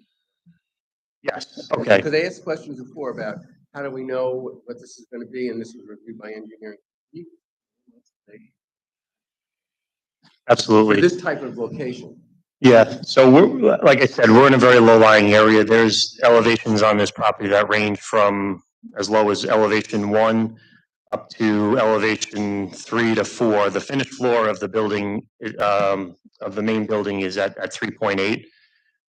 So we're in a low-lying area, and we have a high water table in this area. So in order to allow this area to drain, that's underlain by a bog layer that is basically impermeable. So there's no way for this to drain. So what we did was we did studies. We installed monitoring wells on the property. We also installed tidal gauges on the river, and we monitored those, and we were able to demonstrate that the tidal elevation rises and falls almost within very close time. There's a slight lag on the site, but it basically rises and falls with the tidal elevation. And we've also done percolation tests in that well, and we have infiltration rates exceeding 24 inches per hour. So these are very high infiltration rates once you're in the sand layer that's beneath the bog. So the proposal with this drainage system is to remove the bog layer, In each of these, there's three, one here, and one here, three different low areas in the property. And we're gonna dig three of these wicks in each of those areas that will go down to the sand. And again, we're gonna backfill with sand and gravel so that there's this well-drained material and a conduit for the stormwater to infiltrate. Again, when the tide's up, there's nothing that the system can do, right? You know, we know that we've had significant tidal events right here within the last month, and we know that based on measurements we took, that those elevations were well in excess of elevation 4. We know we have documentation that coastline's finished floor was flooded, and that's at elevation 3.8. We have elevations on hydrants, and we know that those hydrants were basically buried. So we probably hit somewhere 4.5. This floodplain, the 100-year floodplain in this area is elevation 6. So we didn't hit the 100-year flood, but you know, significant flooding, we recognize that. And you know, that is not what this application is about. This application is about installing drainage and containment of the drainage for the new parking and automobile boat storage area. And this was a requirement of the town board. And you know, all of this has been documented. Our studies have been submitted to the engineering division, and it's, you know, yep. No, that's fine. That's, I hope that explains. No, I think that as long as that answers the question about the drainage system, then.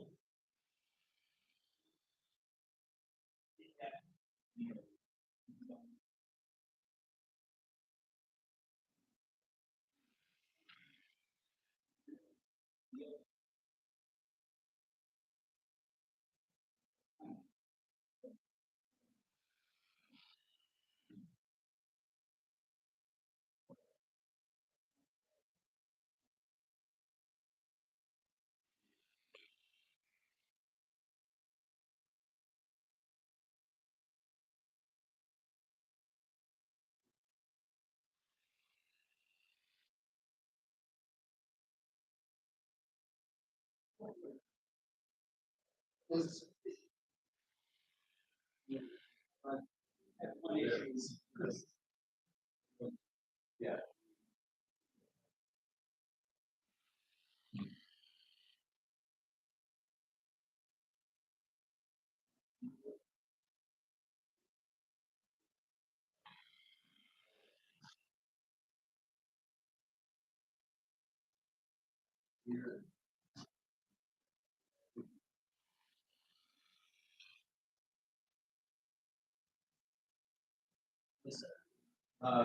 Where is that?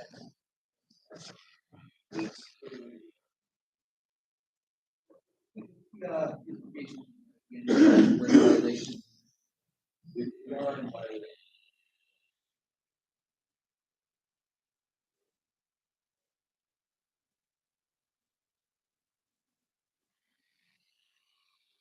Oh. We could lose or cause everyone in the town in a flood. Not necessarily this application, but in general, we lose our.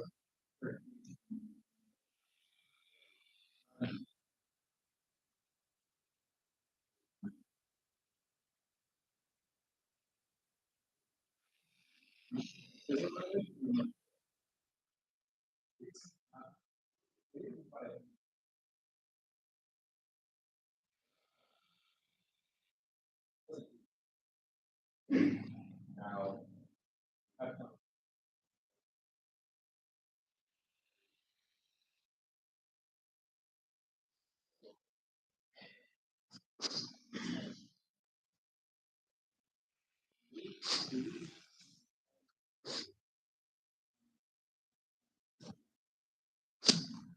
we have the authority.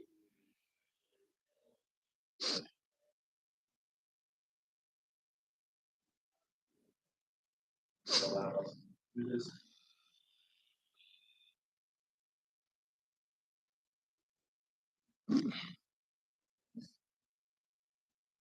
I'd like to address the FEMA regulations if you don't mind, but okay.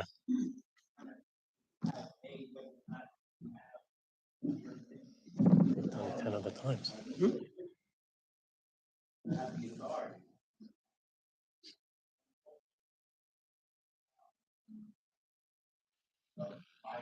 Their code says they can, their code says they can issue variance.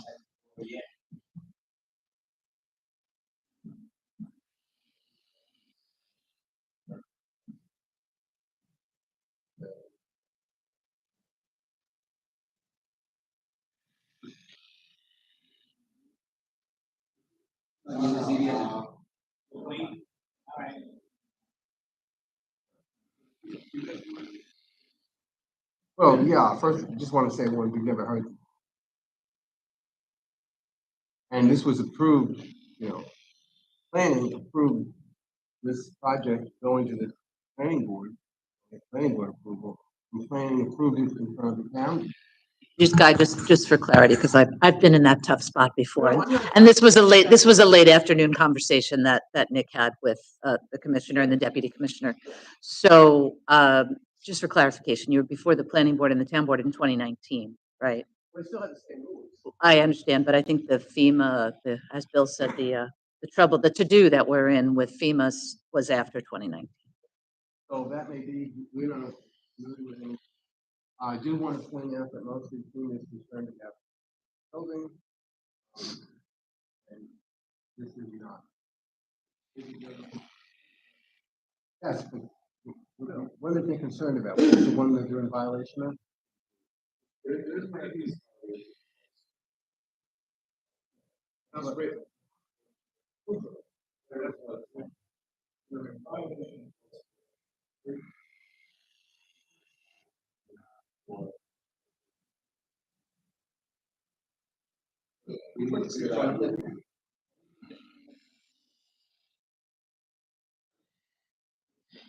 This is a really serious issue more than anything else. Yeah, and another violation could result in. You want some time to address that. Yeah, I think so. I mean, given the fact that. That's a serious. Yeah, no, I mean, given the fact that we've never heard of this before, I think it's incumbent upon us to find out what's going on. Maybe.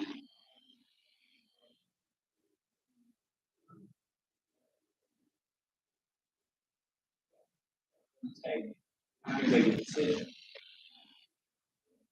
We'd be remiss.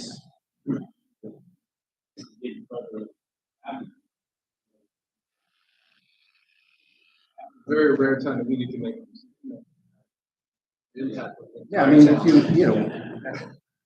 And we just put about that. I didn't, obviously, I didn't. No, you didn't know it. I didn't know it. But issue that we make a decision.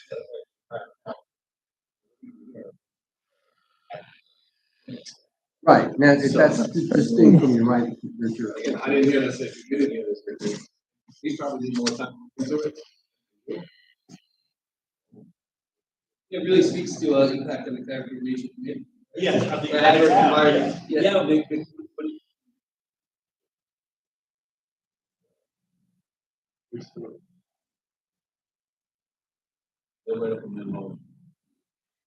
Well, I'm gonna meet with him. I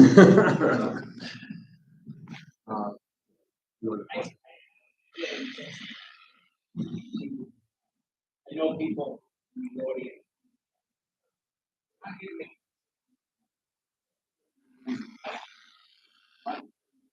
Learn your comments. Or you can do it now. Learn your back. You're not gonna reserve decisions, you're gonna adjourn. You do have a right to be heard. Yeah, no, right, yeah, so you're gonna adjourn so we can come back and be heard, or whatever. We'll tell you what's going on. Hang on. Learn to be back. And feeling very concerned. Fine. Learn to be back. No further questions? You don't want me to address anything in the moment? You don't want. I just say that. I just want to put one more thing on the record about FEMA and the fill, and just point out that this fill that is being proposed is not structural fill. FEMA does have regulation, it's not structural fill, okay? FEMA does have regulations about structural fill within floodplains, okay? Filling to put a structure on top of, there are regulations for that. This fill is purely being done for the installation of a drainage system. And I'm aware of no restrictions. This area is it's landward of the limit of moderate wave action. It's not in a coastal erosion high hazard area. I'm aware of no restrictions from FEMA that would prevent what we are proposing here tonight. So I just want to put that on the record. Okay. Yep.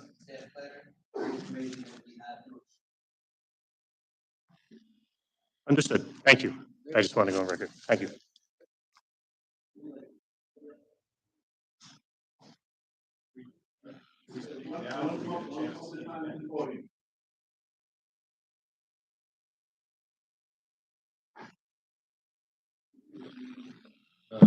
Patrick Jacobity, 371 Foster Avenue in Sayville.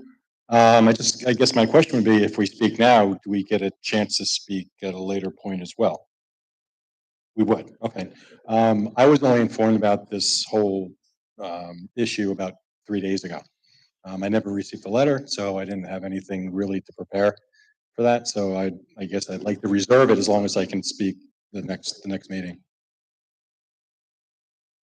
Yeah, that's me right there, yeah. Oh, yeah, I go all the way back. Yeah, that's all mine. Okay, I just want to make sure that I have time. Okay, cool. Thanks, Ken. Appreciate it.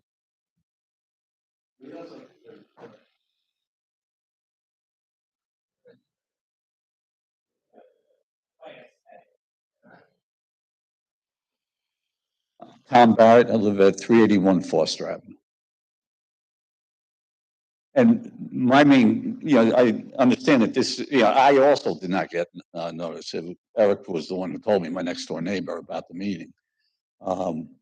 The issue of concern with me, I mean, it's great they're talking about storm runoff from rain, but they were a little vague on what the tidal, effects will be with this, because my property, I've never had much of an issue. I've been there for 25 years until Sandy, or Irene, first of all, and then Sandy.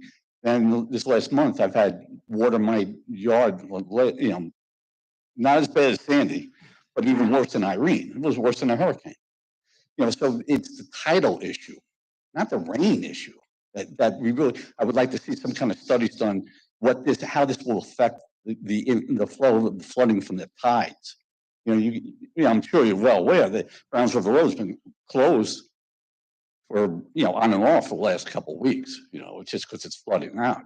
I mean, and I know Kenny knows about this because he lives there, and I'm around the corner, but it's the issue. I would like to see some kind of study looked at for what the tidal issue is, not the rain runoff, but the tidal issues. Thank you.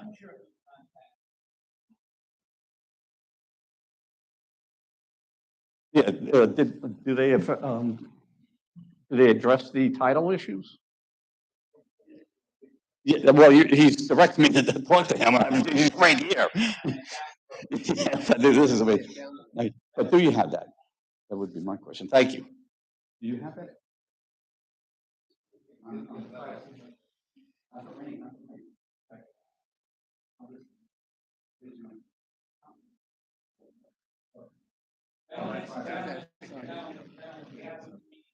Anyone else would like to be heard on this?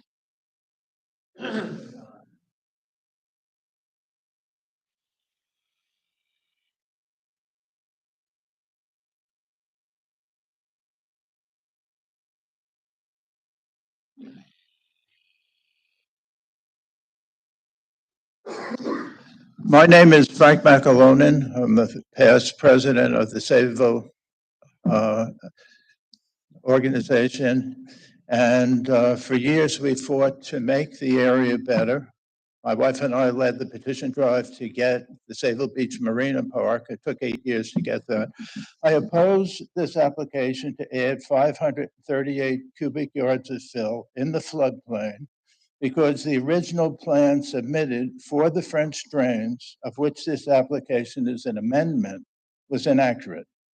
It did not show the substantially lower elevations of the 6 properties to the west of the French drain location, nor did the plan indicate the proposed elevations on completion of the project. We don't know how high it's going to be. Further, this appeal does not indicate the elevation of the additional 538 cubic yards of fill. In 1994, after 5 attempts had been made to have Islip Town or Suffolk County allow the filling of this buffer zone on the freight business property, a buffer that protected the original Sayville Beach and surrounding residences from their business activities.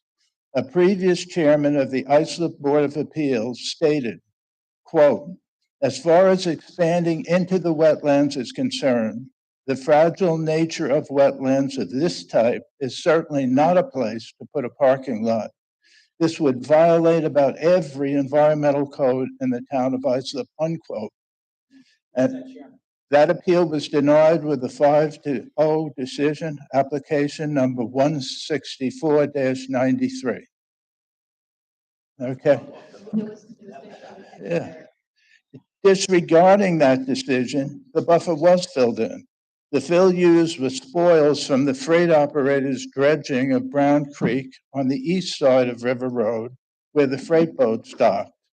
The old buffer area was then fenced and the spoils never removed, making the water at the original Sayville Beach at the end of the River Road less safe for bathing. So we're losing a beach. The lake of water receded from my backyard from the most recent severe storm, and it was this high in the backyard. The remaining wetland water was covered with an oily green layer. A majority of the residents on Terry Street, Foster Avenue, Browns River Road on Block 5 are partially mapped as wetlands overlay district.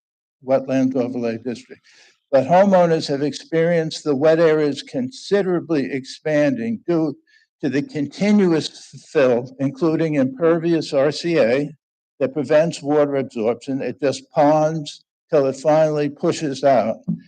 That has been added to businesses on River Road.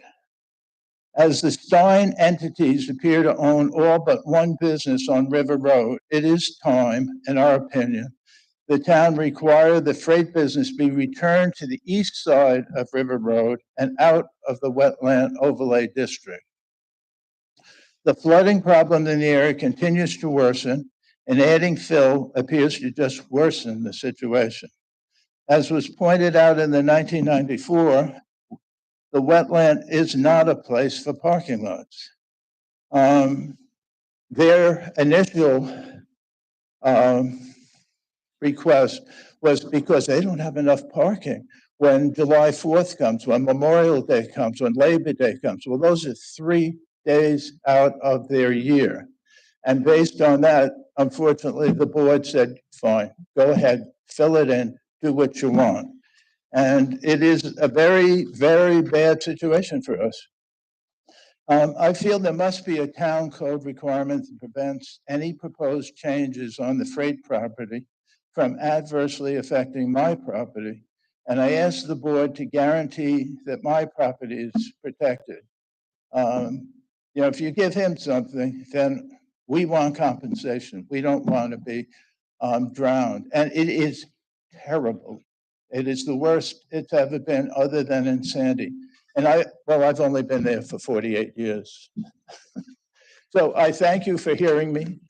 I know you're going to give it your best thoughts, but please don't exacerbate the problem we have down there. And the idea of these wicks are wickedly funny. I mean, there is nowhere for the water to go. It can it can go down there, but there's nowhere for it to push out. The bay is right there. So they come together, the water rises.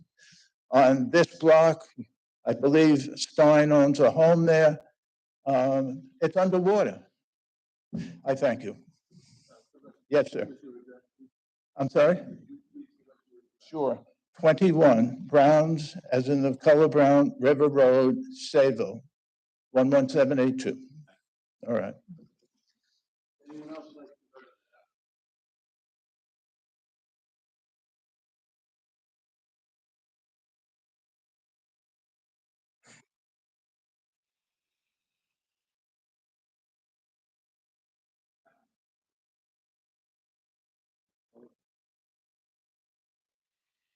Contact you when you're ready to come back.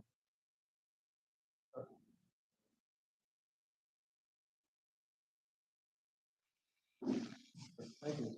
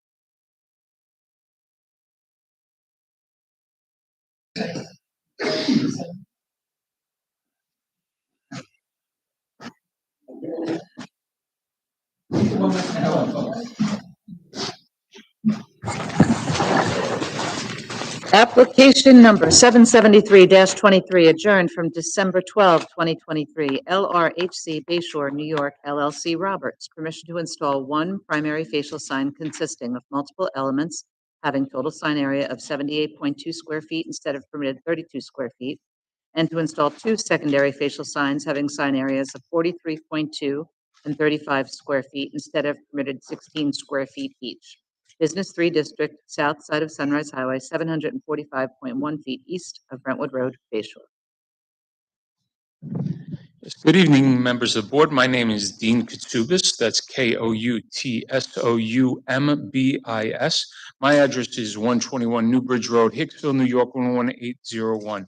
I'm here again this evening on behalf of Catholic Health Services. We're seeking variances for proposed signage at the property located at 1850 Sunrise Highway. The building is a two-story building situated on the south service road of Sunrise Highway. It has three facades which are visible to Sunrise Highway, and we're looking to install signage on these three sides. Okay, it was adjourned last time because the plans submitted for the denial were different from the plans which I submitted for the variance. So we squared it away. We made all new plans to comply with even some of your requests from last time. So All right, yes. Okay, so, we, okay.